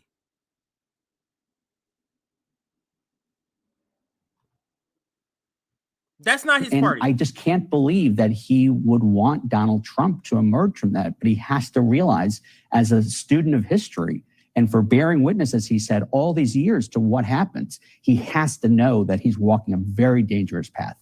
We'll see if he does. No, what he and he's answered this already. What he knows and what he has come to understand versus 2020 is that this is not good enough to defeat fascism. Joe Biden as a second option to Donald Trump is not a good enough choice. They're too close. And we can see it in the presidency. The problem with this message that they're trying to sell, we've lived through both presidencies. We've lived through them. You can't sell us on a boogeyman when we're currently living through the administration of a boogeyman. You just simply can't sell us that anymore. Let's get to Ron Paul. This will be a lot shorter segment. There's no video, just a couple of tweets here and an article. And so we're going to get to Ron Paul. Yeah, I don't have any super chats. So the next three stories are very short, maybe 7 to 10 minutes. Not even that, maybe 5 to 8 minutes each. So let's oops. A second, everybody. My bad. I'll put this back up that way. So let's get to it, but let me open up the article so I can have it ready for the segment here. Man, it's real gloomy here, California. It's going to rain in Cali here. So let's get to this one. Everybody wanted me to talk about the Cenk story, but this was the most popular story when we posted articles. And I accidentally deleted this, but this was well over 300 people had liked it at the time. I accidentally deleted it. I went there to change the start time, and I hit, instead of hitting edit, I hit delete. So this was the most popular story as far as what people on our YouTube was saying. Where is the... Did I put Ron Paul? Maybe I didn't. If I did, I don't see it. So Ron Paul and others, I should say others, but I'll just say Ron Paul calls out Ukraine funding. Actually, I say it a different way because I said that he's called out before. Demands Ukraine funding be eliminated. Rand Paul demands Ukraine funding be eliminated, and that's what we're going to go with. And we're going to start right away. Right here, Aaron, you can start right here. Rand Paul demands Ukraine funding be eliminated if you want to avoid a government shutdown. And let me read what he says here. I'm charging my other headset. Let me read what I says here. And I'm doing a 3-hour stream today because there's a lot of stories we got to get to. Otherwise, we're not going to ever get to them. So here's Rand Paul say, to avoid a government shutdown, I will consent to an expedited vote on a clean CR, continuing resolution, without Ukraine aid in it. If leadership insists on funding another country's government at the expense of our own government, all blame rests with their intransience. Does he say anything else? No, he does not, just in case. Now, let's go back out and go down here. Now, where did I see that? clip. Oh, you know what? Some of the Rand Paul stuff is under shutdown. So I was like, wait a minute. I could have swore I saved that clip, but I believe it's somewhere down here that I'm going to show you. And the shutdown is tied to it. So it's both of these I'm going to be sort of using, going back and forth between both of these. I could have sworn I have a lot of clips here. Let me make sure. Let me zoom out, because I could have sworn I had a Ron Paul video. I could have sworn I had a Ron Paul video.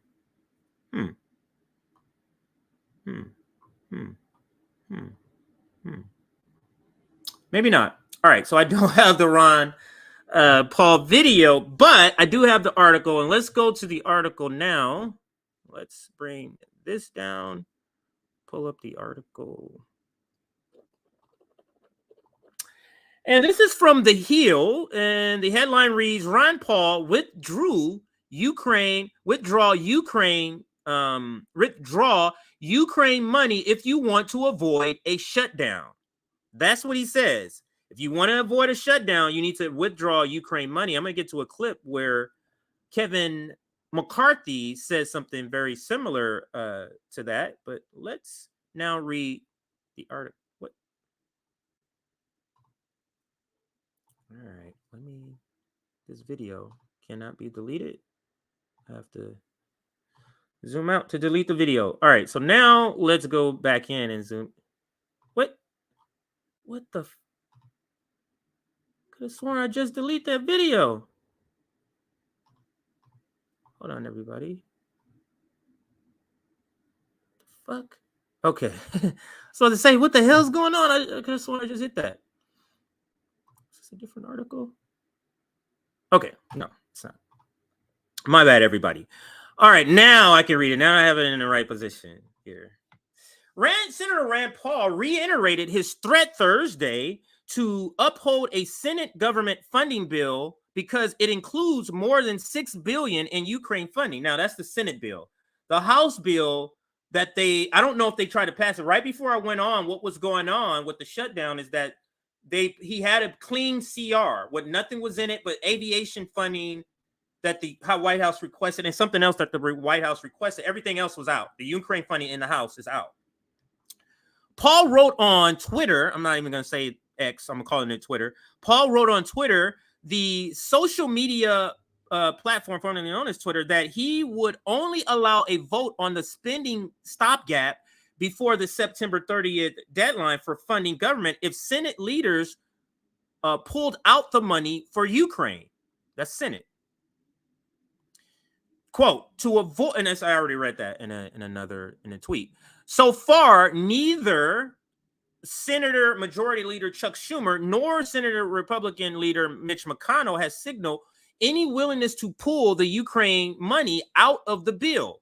Quote, I'm comfortable with the way we put together the Senate bill, end quote, McConnell told reporters. Anticipating Paul's objection to speeding up the floor debate, leaders have told rank and file senators to expect to vote through Sunday to get the temporary funding measure through the Senate. It must fund the government until November 17th. Now, there is a couple of other things I want to show you on here. On Twitter, actually. So let's go back to Twitter. Because there is video to some of this that I'm going to bring up. You know what? I think I have it in it. I think I know where it's at. But I'll just search it. I think I know. It's in another one. Yet another folder that I have. I believe it's in. But I'll be able to quickly find it. It's like the top video that comes up when you search his name. So let's see here. Because I do. Oh, that's our video. That's our video. Wait, what does he say? Does he chime in on this? Oh, he doesn't. Yeah, he's just talking about giving them Secret Service help. Now, let's just go to media so I can get the video. Is this it? Oh, yeah, this is one of the videos I wanted to play here. This is one of the videos, so we're gonna play that. But I do want to play the other video. Oh, here it goes, right here. I do want to play the other video before I play that one. So let's play this one. This is him making the announcement on the floor of the Senate about his decision. I did want to play that, so let's listen. Some say the war in Ukraine is a fight to save democracy. But those who say that need to be honest with themselves. Ukraine is far from a shining example of democracy. And while the strain of war can make for questionable government actions, we have to live with them when the war is over. For all the platitudes about America supporting democracy and making the world safe for democracy, the Woodrow Wilson advocates among us, the biggest recipient of American welfare, Ukraine, canceled its next presidential election. You're telling me we're sending $100 billion to a country that's not going to have elections? We're going to send $100 billion to a country that now has, what, a president for life? I say, oh, well, we could, but it's difficult. Does anybody remember the American Civil War where 600,000 people died and yet we didn't miss an election? They've canceled the presidential election. We should cancel our aid as a response. Now, to the point that he's saying they cancel their election, I actually, and I haven't said this on camera yet, I actually think the United States made that request to them. Because you have to think, if they want to continue this war, they can't, they don't have time to possibly have an election that's going to put in a different president that doesn't want to go along with this plan that the United States and NATO wants to do. So I think that it's the United States that got him to do that. Because why? Because from the standpoint of Zelensky, why wouldn't he want to get out of this shit? Let somebody else take this shit over. Let's have elections. Let somebody else take this over so I can get the fuck out of here, away from these Nazis who are threatening my life if I want to do a peace deal. There's also this incredible story about an American journalist, Gonzalo Lira. He's reportedly right now in prison in Ukraine on allegations of spreading Russian propaganda. I don't understand this, that Joe Biden could approve $113 billion of money to Ukraine, and yet he has not tried to get this American journalist out of prison there. How is that possible? It's even worse than that, Maria. They've canceled the elections. What kind of democracy has no election? So next year, Zelensky said he's not going to have an election because it would be inconvenient during the war and would be expensive. Well, the thing is, if you don't have elections, why in the world would we be supporting a country that's not a democracy?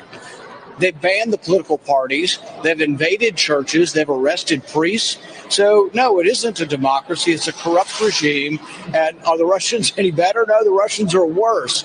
But at the same time, we don't always have to pick some side to be on. But the ultimate reason I'm against this is we don't have the money. And when we borrow more money, it leads to more inflation, leads to more likelihood of recession in our country. And so we just can't keep doing it.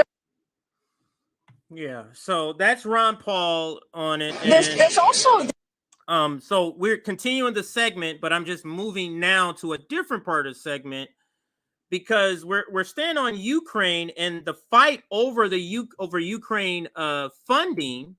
But now let's examine it in the context of what's happening with the shutdown, because the shutdown, like if you watch mainstream media, you may not know that the shutdowns, I would say the top issue of the shutdown is Ukraine funding.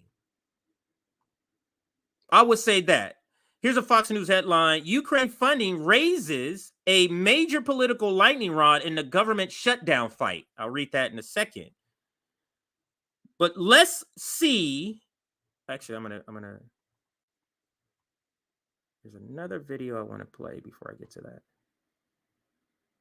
So I'm going to play that one and that one and that one. This is a good one. But let me play this one first. And this is a Rep Melanie Stansberry. And let's listen to what she says about the shutdown. Hey everyone, happy Friday. I'm here. I just arrived at the Capitol for the last day of noticed votes.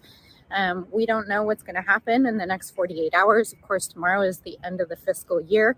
And as far as we can tell, the majority, which controls the floor, still doesn't have a plan to pass a real and meaningful budget or a CR to avert a shutdown. In fact, we were told that they don't even have the votes to pass their own CR. So here we are, and we're angry. It's the American people's lives are on the line here, and we know that thousands, tens of thousands of New Mexicans will be impacted by this.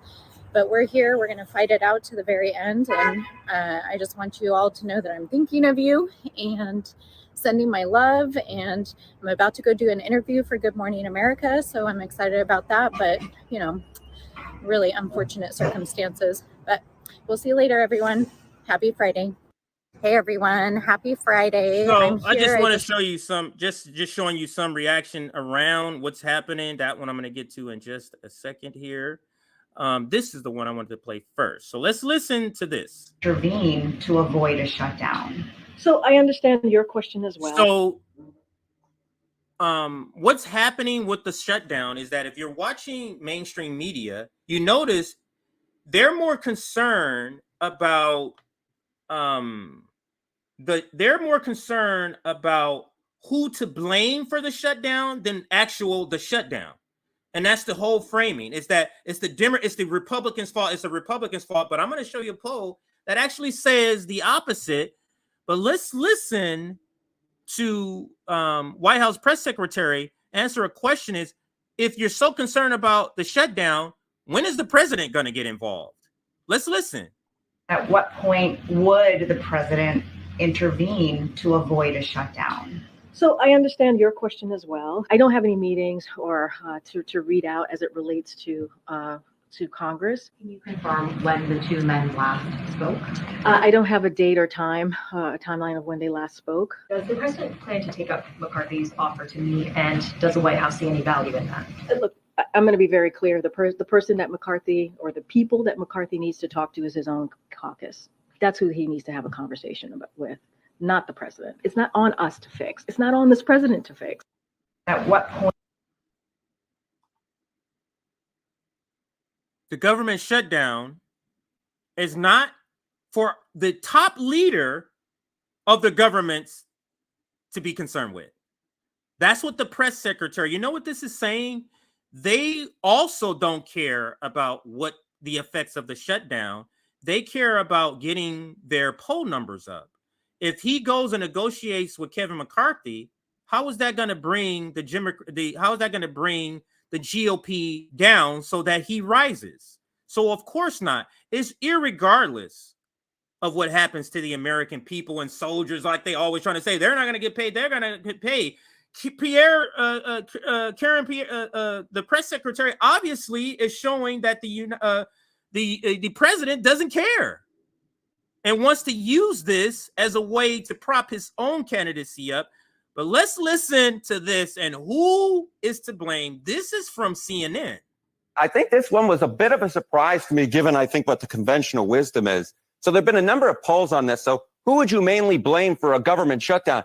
Actually, the plurality blamed Joe Biden or the Democrats in Congress at 39%, the GOP in Congress at 33%, both equally at 22%. But in the two polls that I have seen, when you combine Biden and the congressional Democrats, more voters blame them than blame Republicans in Congress. And that is very different than what we've seen in prior shutdowns. So who is the public blame for prior shutdowns?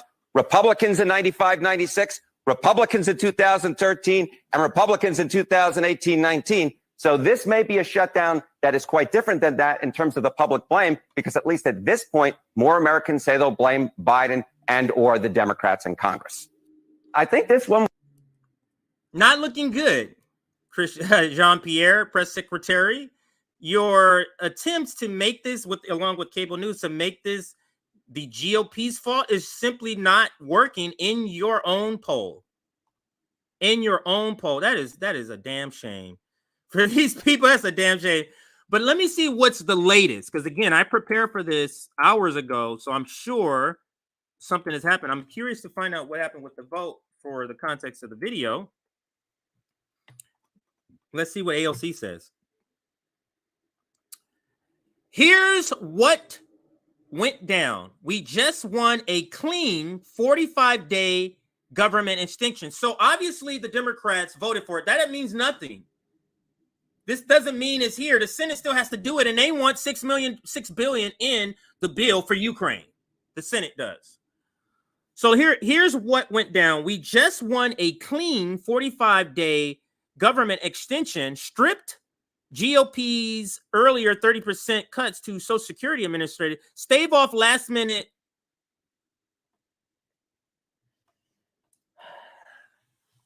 AOC is trying to take credit for this, man. AOC is trying to take credit for, do you understand all those things that the GOP wanted was in the bill that was voted down by Republicans?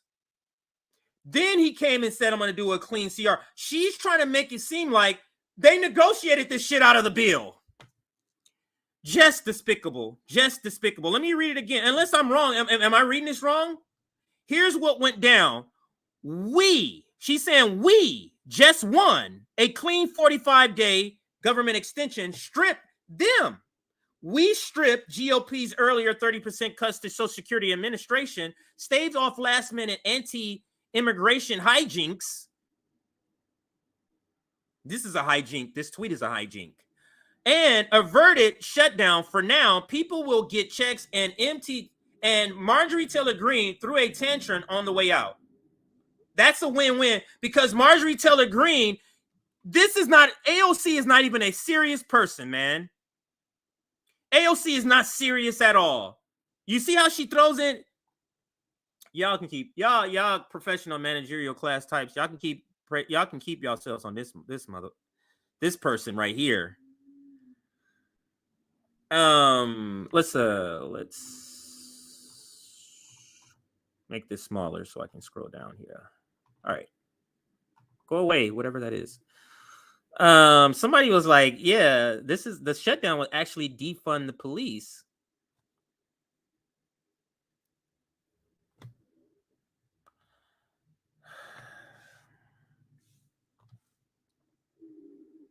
They will lose. I don't got time for this motherfucker right here.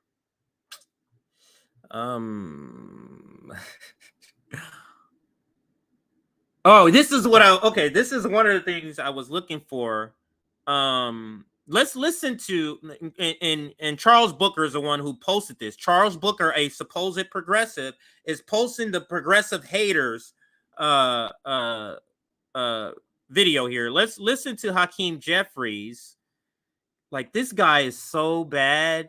He is so unappealing. He is so uninspiring. He sounds like an introvert that's being forced to talk in front of people. That's what he sounds like when he talks. And let's listen to Hakeem. We will oppose any efforts to cut Social Security and Medicare. We will oppose any efforts to slash public school funding. We'll oppose any efforts to undermine American democracy. You see what I mean? Like, his tone and his demeanor doesn't even match the clapping. It seems like the clapping is more excited than him.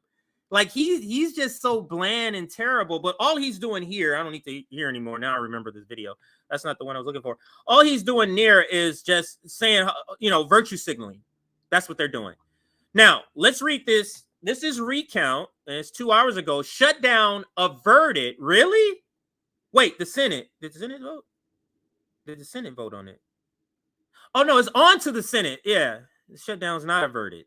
Why are you saying it that way? Let's read. Shutdown averted 335 to 91. House just passed a 45-day stopgap resolution that does not include border security funding or Ukraine aid. 90 GOP no's, 1 Dem no. Now it says on to the Senate. So this video is just showing the passage on this of vote, it. The yeas are 335, the nays are 91. 2/3 being in the affirmative, the rules are suspended. The bill is passed, and without objection, the motion to reconsider is laid on the table. It's just for 45. They're clapping for 45 days, bro. In 45 days, we're gonna have the same conversations we're having now. Do you think they got 45 days? Do you think on day 2 they're gonna start working? On day 44, Which one? When do you think they're going to seriously start talking about serious shit? Do you think it's going to be day 2 of this 45-day extension, or do you think it's going to be day 43? My bet is day 43.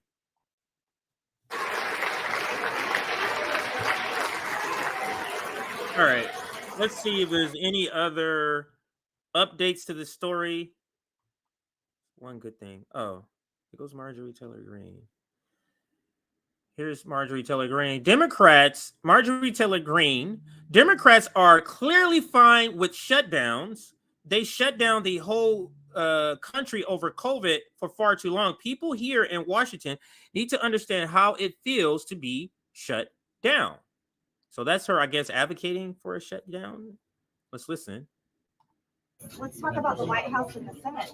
I mean, Democrats are clearly, they're fine with shutdowns. They shut down the whole country over COVID for far too long, and the American people suffered. I promise you, most Americans aren't too worried about the government shutting down, which is a serious problem. But this is because Democrats shut down the country. So there needs to be, people here in Washington need to understand how it feels to be shut down, because the American people know exactly how that feels. They lost their businesses, they lost jobs, kids lost almost 2 years of school. So, I mean, it's not like the American people don't understand shutdowns. The White House and the Senate, which is Democrat controlled, said that this CR was dead on arrival. They don't want to secure the border. So I've got to go in here because I want to find a path that's going to work. What is the path forward? I don't know. I got to go in my meeting. So she's talking about how they stripped the funding. It was in there before, the funding for the border, and then they stripped it out. This is Michael Steele. Is this the black Michael Steele? Obviously. Yeah. Just take it from Republicans. On who's to blame for the shutdown. This is COPE. I already showed you the poll where shutdown is being blamed. The plurality is on Democrats. Is that the real AOC? Yeah, no. All right. There. I showed you that video. Okay, so it looks like we're caught up. We're caught up on everything. I don't see any other videos on this. Do I? Let's see if there's any other item on the shutdown that I need to know. I wonder what the Senate is going to do. All right. I don't see any videos. So I think we will go back here to the rest here. Now, let's listen to Victoria Nuland. Yes, that Victoria Nuland, the one that is the death monster, that one. The Grim Reaper, wherever she shows up, there's going to be a coup or something coming. She actually speaks, and let's talk. Let's listen. To have very strong bipartisan support in the Congress and across the country. But it is important for Zelensky to speak directly to the president about the period ahead as we head towards winter. Just overnight, the Russians again attacked critical infrastructure in Ukraine, trying to break the economy, trying to break the people. But it's equally important for him to speak directly to the Congress and to explain his theory of the case going forward. So this is going to be an important day in Washington. So clearly he does have the support of the Senate bipartisan. He met all the senators, but not so in Congress. And Speaker McCarthy has been voicing more and more skepticism about continuing this aid. What happens? Are you prepared for Congress to cut back aid or cut it off altogether? Well, of course, the Congress is looking not just at support for Ukraine, it's also looking at the entire budget for the U.S. government. And whenever we have these wrangles, as Secretary Blinken has said, should we have a government shutdown, it will certainly make our job harder. But I think the point here is that this is not simply about Ukraine. It is about the planet that we want to live on. It is about the rules of the road that favor freedom. And if we allow these global bullies to do whatever they want, then... You're talking about the United States? The audacity of Victoria Nuland even using the phrase global bullies, and she's not referring to herself, is absurd. Just that. Let's continue. Whole UN charter is shredded, and we're going to live in a world of hurt where this happens all over the place. And that is more expensive for the American people, more dangerous for the American people. The president's been making that point. I think that President Zelensky will also make that point. So the investment we make here is an investment in our own future and in the planet's future in terms of freedom and prosperity. No, it's not. So we have to broaden the lens and look at it that way. That's how she answers the question on what they're going to do, or what is your plan B if you don't get funding for Congress for this. Now, I did want to play that before I get to the article of Shutdown. Before I get to the article, this article right here that goes a little more in depth about it. Let me make sure I didn't miss another video here. No, I didn't. This goes in depth more about how the shutdown, this is really, I mean, it's other things, but the biggest sticking point that is preventing sort of an agreement between the Senate is the Ukraine funding. And let me stop sharing here, bring up the actual article. This might be the last thing I do here. Unless I'm missing. Oh, no, the Negro servants. I got to do that one. Man, today's a long day. All right, so here is Fox News. Ukraine funding raises a major political lightning rod in government shutdown. And let's continue to read here. Disagreements over Ukraine aid are threatening to be a major factor in a looming government shutdown if lawmakers can't agree on how to fund. Now, we already know they funded it. This article is more addressing the Ukraine part and why is a sticking point between House and Senate. But yeah, they haven't avoided a shutdown, but they've already passed it through the House is what I'm saying. Sending U.S. dollars to Kiev, or I'm just going to say Ukraine, for its fight against a Russian invasion has been a point of contention for a significant number of GOP lawmakers in the House and even several Senate and even several in the Senate. The House, the House Rules Committee staged an emergency meeting on Wednesday night to strip $300 million in Ukraine aid from the defense spending bill, one of the 12 that lawmakers are passing to fund the government after September 30th. It came hours after Fox News Digital first reported that the objections to those provided funds were threatening to tank the bill. The $300 million funding got a separate vote late on Thursday night after the Rules Committee separated it. More than half the Republican conference voted against it. The bill passed with the support of 210 Democrats. It could not have passed. Democrats are funding the Ukraine war. Democrats are the ones who want to keep this money laundering scheme going. Look here, 210 Democrats and 100, only less than half of the Republicans voted for it. They wanted to keep this money out. Meanwhile, in the Senate, the inclusion of a $6 billion for Ukraine in a stopgap bill known as continuing resolution has made the bill a non-starter in the House, according to Speaker. So that's $6 billion. That's a non-starter, sir. And I must take a pause here.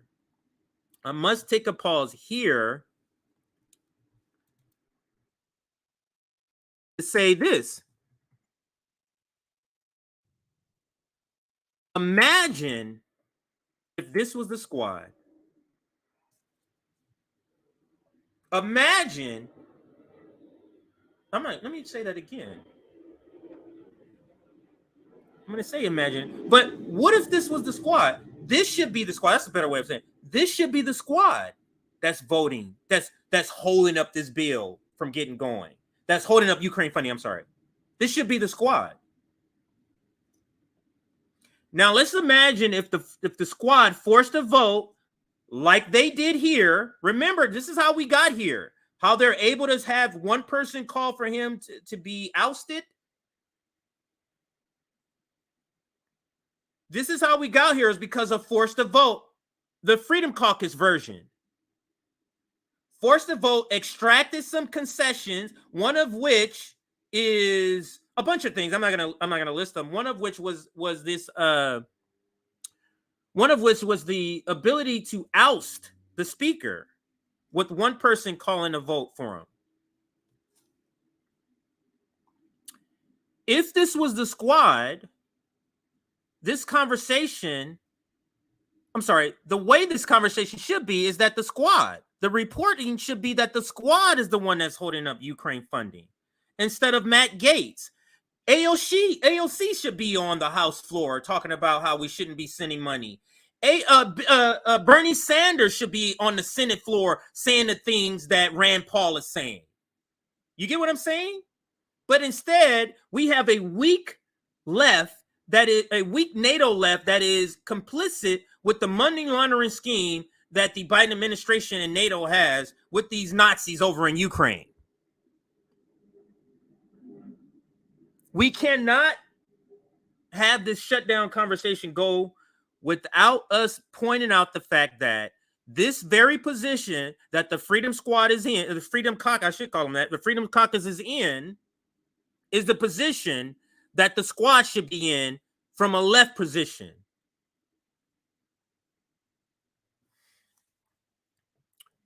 Just disturbing. Let me get back to the article. And then I'll switch this back here.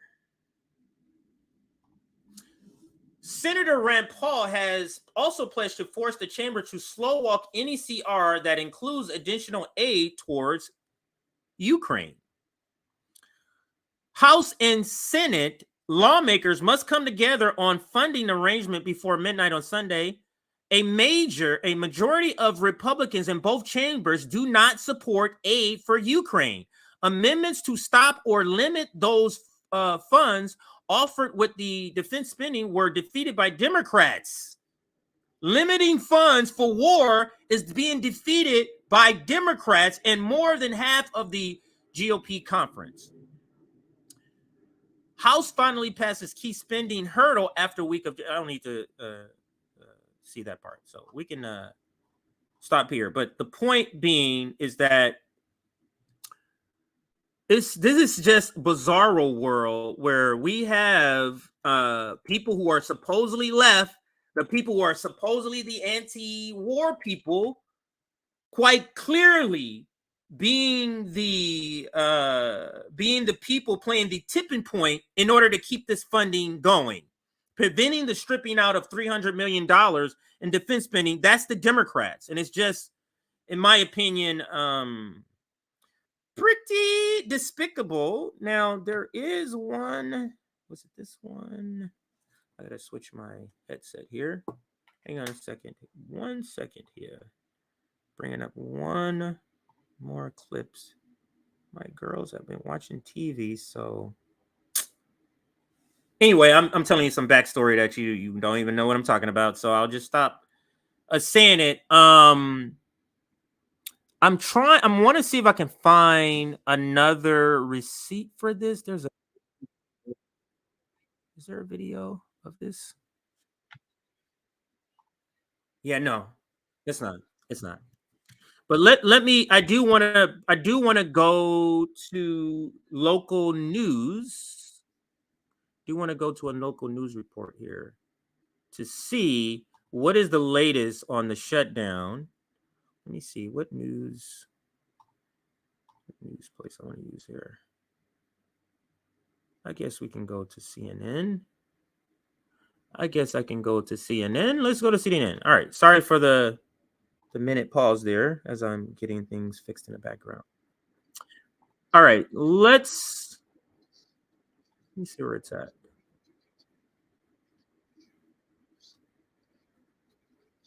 There we go.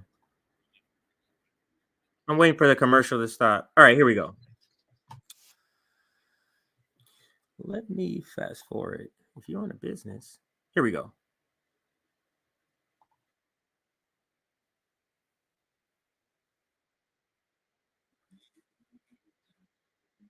millions of Americans. A short time ago, lawmakers in the House took a step back from the brink.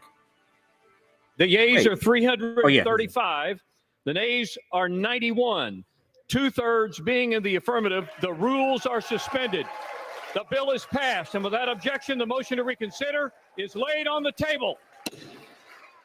The House surprisingly passed a bipartisan short-term spending bill. The stopgap measure would provide 45 days of government funding. It includes federal disaster relief assistance, as the White House had requested, but it does not include aid to Ukraine, which has been a top priority for President Biden. All but one House Democrat supported the measure, along with more than 120 Republicans.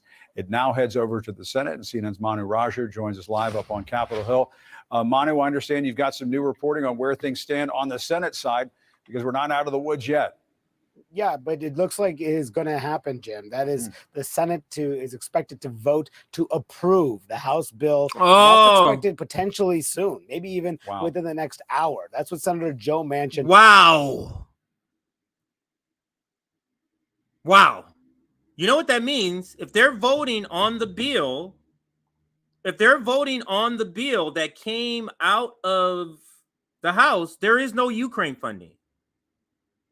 I wonder what they're saying about that in Capitol Hill.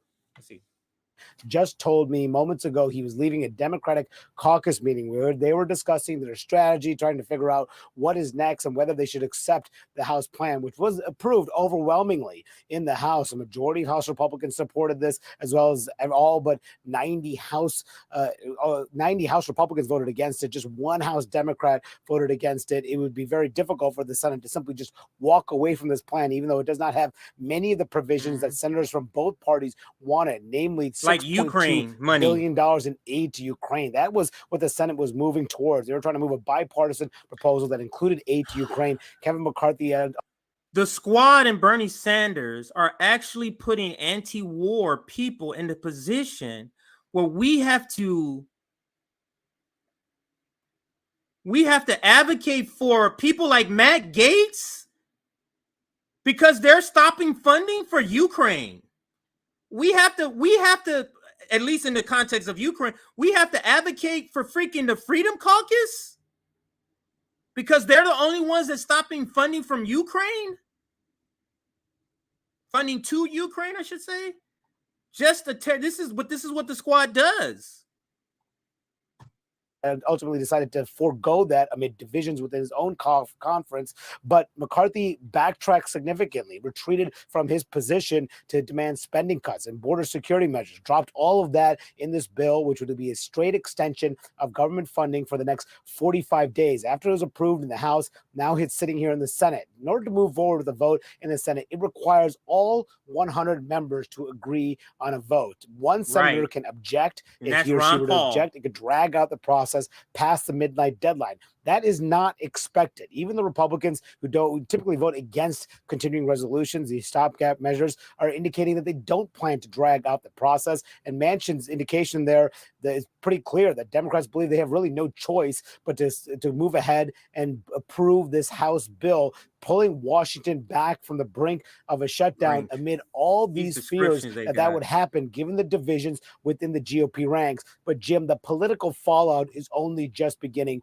for the Speaker of the House. He had indicated for some time that he wanted to try to get this through on Republican votes alone. That didn't happen among pushback from the right. Those same members warned him if he cut a deal with Democrats or allowed Democrats to vote for this bill, put a bill. No, he didn't say. Now you're adding shit in. No, now you're adding shit in. Even in your own story, so that fight Manu, over his future, even in your own story, because all up until this point, it wasn't if they vote for it. It was if he works out a deal with them. Now you're including something else, sir, to push a particular narrative.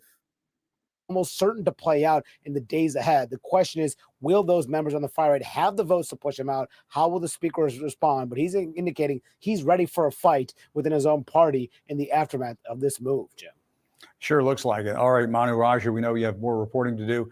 Jump back in. If you get something, we'll take it. Manu, thank you very much. As Manu just mentioned, Democratic support was key to getting House Speaker Kevin McCarthy a victory in the House. You seem unhappy about bring that. In one of those Democrats, Pennsylvania Congressman and ranking member of the House Budget Committee, Brendan Boyle. You seem unhappy about that, sir.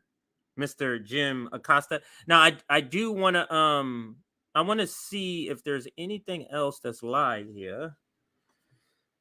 This is just an interesting story for me. Sorry, this is shoot the shit Saturday, so I'm just shooting the shit right now. I got it set up where all the cartoon stuff happens first for my kids, my youngest. So that's why you see all that cartoon before it gets to my stuff. All right, so let's go. Let's see what the 5. This is 29 minutes, so it just started, and then I'm gonna go to. So I'm gonna just check in. I just checked in with CNN. I'm gonna check in with Fox, and maybe I'll check in with MSNBC. Let's start it from the beginning. Let's check in and see what Fox is saying, how they're talking about the same shutdown. Let's see. I thought I rewinded. Oh, it did start from the beginning. There we go. Hello, everybody. I'm Jesse Waters, along with Judge Janine Pirro. I wonder if this is live. Let's see if this is live or not. Bream and GG.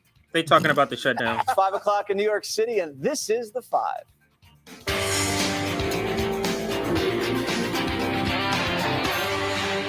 Liberals attacking Elon Musk for simply seeing the carnage at the border.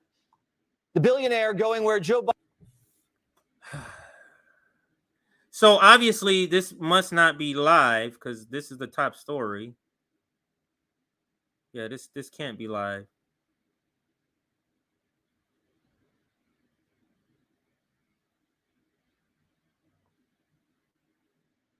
I'm still looking. Yeah, so yeah, this is not live. That's why they're not talking about shutdown. So let's see. I mean, it's not a new. They're playing it on their station live, but that's not new. So then let's go to MSNBC and let's see if they have a live reaction to what's happening with the shutdown. Unfortunately, it is the Al Sharpton show that's on, which is horrific. Which is now, if you don't remember, so you can keep Al your Sharpton alive. Where is? My bad, everybody.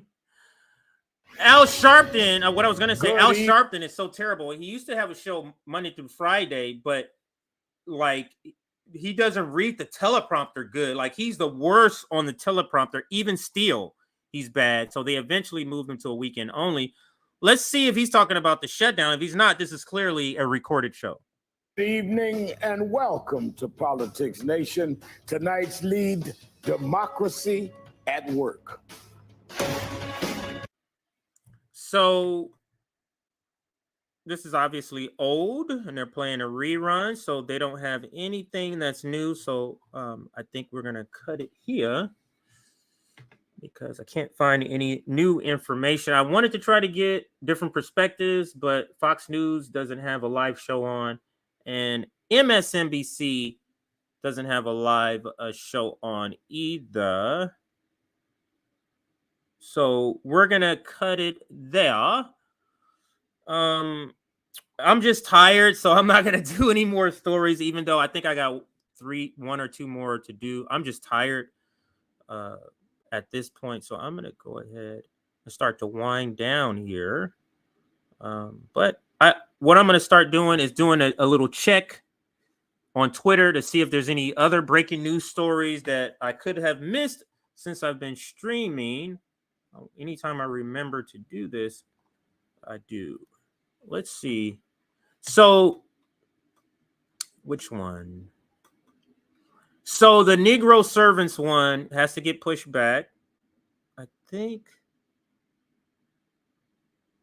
Einstein. Nazis in Canada. Nazis in Canada is another one.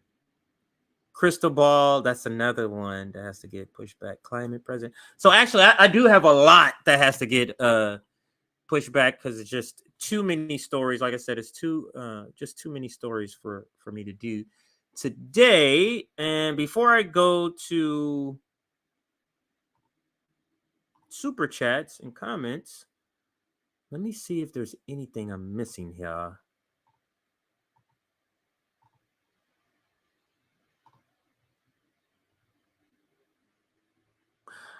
This is Abby. I got time for that. I started following Abby so that I can get those clips because she's one of the people that posts her own clips. Makes it easier for me. Oh, Dianne Feinstein.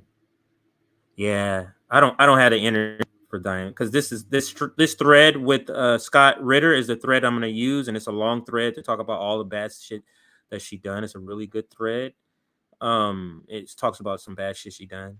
It's at 37,000 likes because of it. So I'm just simply too tired. I can't. And I want to give the energy to these stories that I'm just simply not. Unless you are Jamal Bowman.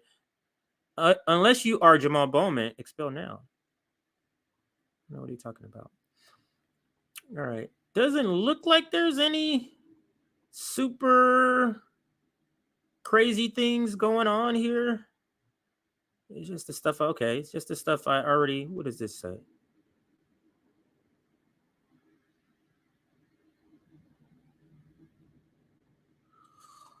Okay. That's Jacobin. Yeah. You guys are just coming along for the ride with me by now at this point. So I'm just reading through some of these things here. Let's see, what did Jimmy Dore? Oh, this is part of this. Jimmy Dore chimed in. Reading that long thread. Let's see. Is there anything else, huh? All right, so nothing really important that I want to pass on to you, to the audience right now. I don't see anything on Twitter or in my messages that's super, super important. So now let's go to just thanking you for joining us today. Let me check. Man, I got 700 comments here. Let me go. Oh, I do have a lot more super chats, so I will do that. What? What? Wait. Where is that comment at?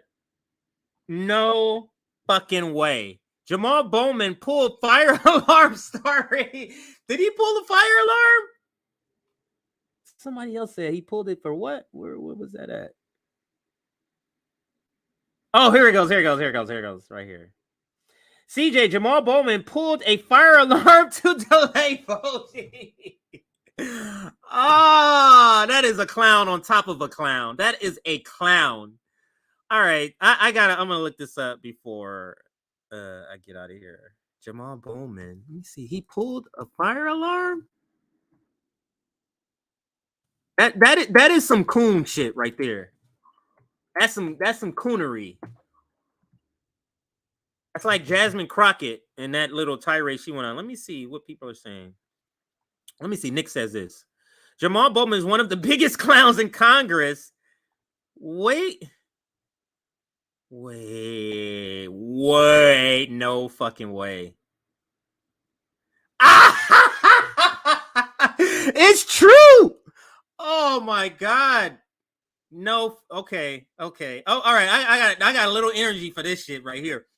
All right. So this is some fucking clown shit. Wow.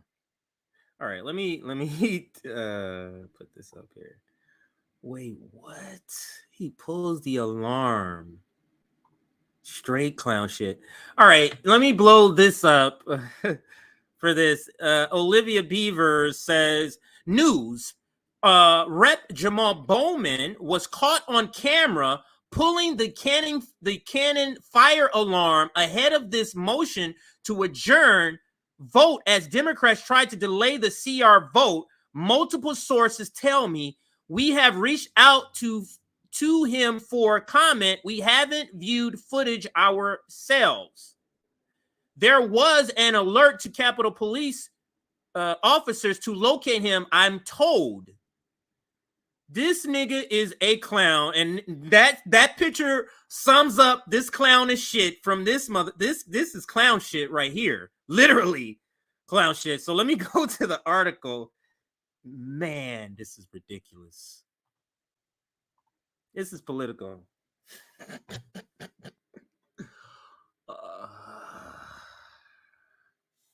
This guy's a clown. That fool, he looks like a fucking sellout clown. Woo! All right, let's read this here. Rep Bowman pull House fire alarm amid vote chaos. The New York Democratic lawmaker has not immediately responded to a request for comment. Rep Jamal Bowman pulled the fire alarm in a House office building as his party tried to delay a vote on the hurried House GOP stopgap spending bill, according to a Republican-controlled administration committee. Bowman, quote, pulled a fire alarm in Cannon this morning. A spokesperson for the panel said, quote, an investigation into why it was pulled is underway. Multiple people familiar with the situation said was caught on camera as the House descended into fresh chaos on Saturday. A Bowman spokesman described the incident as inadvertent, right? Quote, Congressman Bowman did not realize he would trigger a building alarm as he was rushing to make an urgent vote. The congressman regrets any confusion. That sounds like a person not really telling me what happened in the story. This will be further developing, but thank you for the comment and for the heads up. This is why I was trying to find something that I hadn't heard of, and I hadn't heard about this story. Just complete, utter clown shit from a clown known as Jamal Bowman. He's a principal too, or was a principal. Just next level clown shit. Coonery is what I would call it also. So, all right, let's read these super chats and get on out of here. Does RBN merch swag come with union-made labels? If not, what the fuck? It doesn't come with union-made labels, no. And you've asked this question before, George. If you don't like it, don't buy it, bitch. That's the simple answer. Because you're trying to insinuate something without saying it, and you can go kiss my black ass, bitch. Fucking fuckface. And for those that is coming up on this the first time, I've addressed this guy before. That's why I'm coming with him with a different demeanor, you piece of shit, bitch. Like, we've already answered this. We use bonfires, the same people that Sabby used. This has already been checked out. We've already told you this, you bitch. Anyway, this is what you call a person who's trying to a saboteur. That's who this guy, George Gunno, who can suck my motherfucking dick. With that. That's how saboteurs should be treated, too. Just so you get it. Saboteurs should get all the fucking fire, bitch motherfucker. Here we go.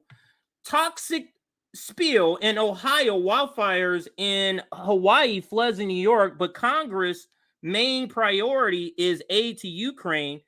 It's just an indication that they're gonna do nothing. We already know about the toxic spill in Ohio. They're not doing nothing about it. And the wildfires in Hawaii. Those are older stories that clearly they've shown no interest in helping those people, especially the East Palestine issue in Ohio. And then the floods in New York, that's a current one where we're going to see they're not going to do anything about that either. Great channel. Thank you. And thank you, Erica B, for that. And some of these I've already read, so I'll just throw them up for those that may not have seen them. You can see them again. This one I don't think I read from Aisha Lynn. They want us to rejoice over dribs and drabs while they consume the fruits of our labor, and that is so well said, Aisha. That's it.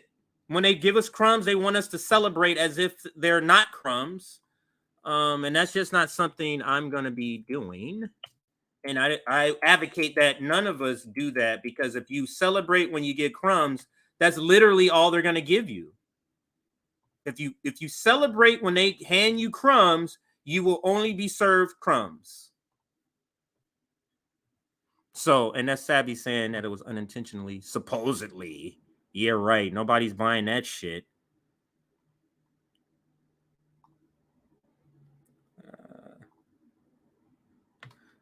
Where's the other one? Oh, my thing is delayed. Toxic Spill, great channel. Oh, I love your egg. Okay, so all of these I have read. I read that one. But I'll toss it back up even though I read it. Here's one. From Sheba's Amused, 99-cent sticker. Aisha Lynn earlier talking about she got her shirt. Thank you, Aisha, for that. No reason to be a Zionist adjacent anymore. I read that one earlier. This one also I read earlier. This one also. All right, so I think I've covered all of them. I don't see any new ones. I'm going to be taking off, everybody. I've been on here literally since 11, my time, which is 2, your time, and it's 5. It's coming. So I'm 4 hours? Coming up on 4 hours. Yeah. Coming up on 4 hours that I've been on this show. So yeah. Thank you, Sean. If you're brand new and you caught me at the time when I was going off on the saboteur George, don't be scared off by this channel. We are very radical, not really into bullshit, not really into saboteurs either, and we have a lot in our chats all the time. We have to point them out. But it is what it is. I don't stray away from confrontation, especially from people that are saboteurs. And because I didn't have that reaction when George asked the question the first time. I'm sorry, he asked the question and Nick and CJ was, I'm sorry, Nick and Rome were here. And Nick was, I can't give you the details, but yeah, this is not a sweatshop or anything like that. And he would explain it took us so long to get this merchandise because it took us so long to find a place that we would want to go with. So he had answered this question, I thought, very well.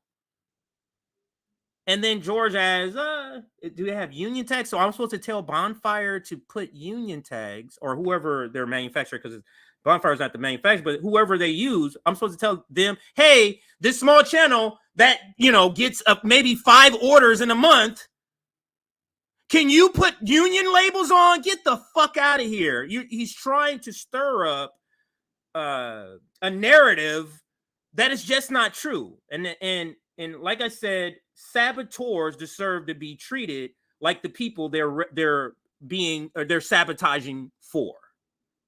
Same with people who shield for the Democratic establishment, like the person yesterday.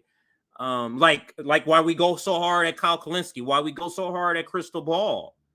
People who are in bed, who are shielding for the empire that's responsible for literally millions of deaths and millions of people suffering, deserve to be called out of their name, deserve to be yelled at, deserve to not be able to go to any public places without people yelling and screaming and calling them bitch ass motherfuckers. That's what we should be doing. That's where I am as far as what I think the way we should handle it. So yeah, yeah, there we go. All right, so hopefully that's enough for me today. Here's a Rome video. He's showing some of the work. They did a good job. What is he saying? They did a good job so far. Taking break now. You just saw. So if you want to look at some of the old cabinets were. This is the library. We're doing renovation and stuff. That's what you're doing already, John. Got to do a couple of touch-ups over there, but.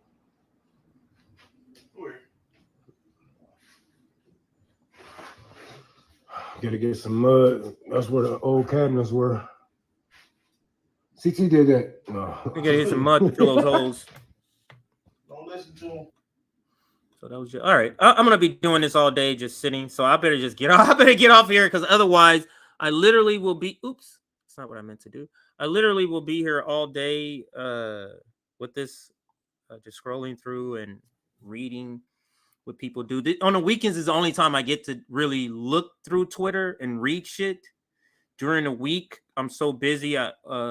Family, wife, and 2 kids and driving people around, all that stuff that it just is not. So a lot of time on the weekend, I do spend time just literally scrolling through shit and just looking at different things to see.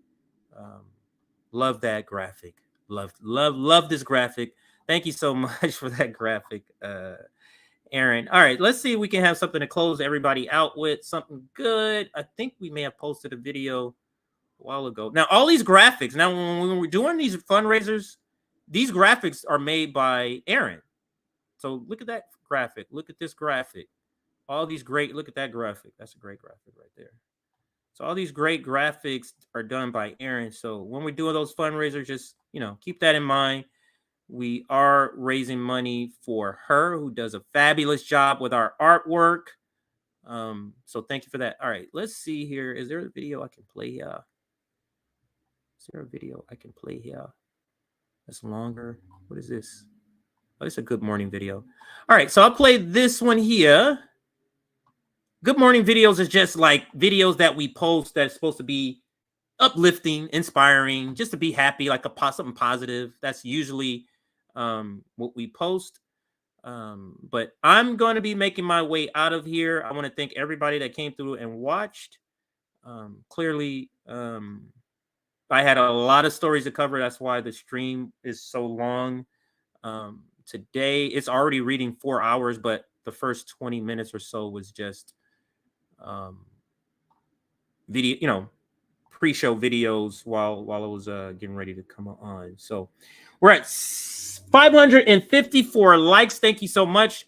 2,200 people have come through at some point to watch us, to watch this stream. So thank you to all of those people. I'm going to drop myself to the back. And I'm going to leave you here with this video here, a good morning video. Thank you for watching. Look, it's crazy, I'm the one they want to represent. Young black girl, I could probably be the president. I'm the voice of the youth, you hear my tone, I think it's evident. I know who I am, they mistake my confidence for arrogance. I think it's different, cause I don't take my clothes off. I just play my role, dog. I can't sell my soul, y'all. I just shoot a 3, put my arm up, I guess I show off. They sleep, I let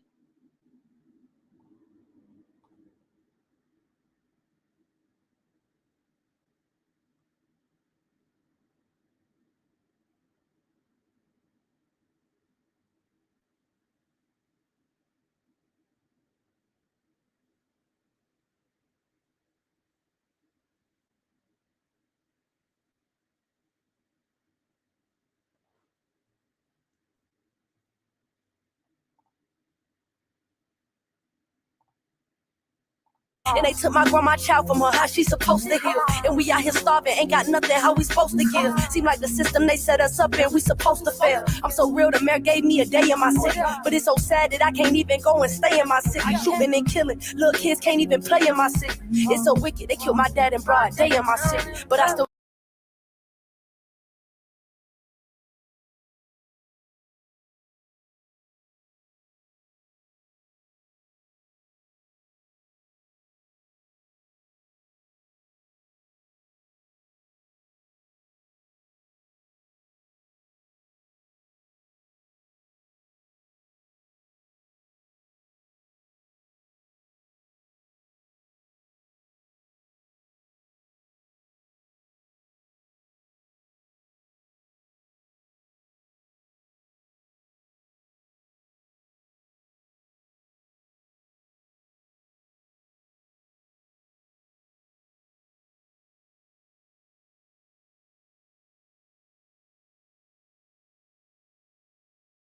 It's take it slowly. I'm trying to live it better than I found it. I found it. I'm trying to live it better than I found it. I found it. I'm trying to live it better than I found it.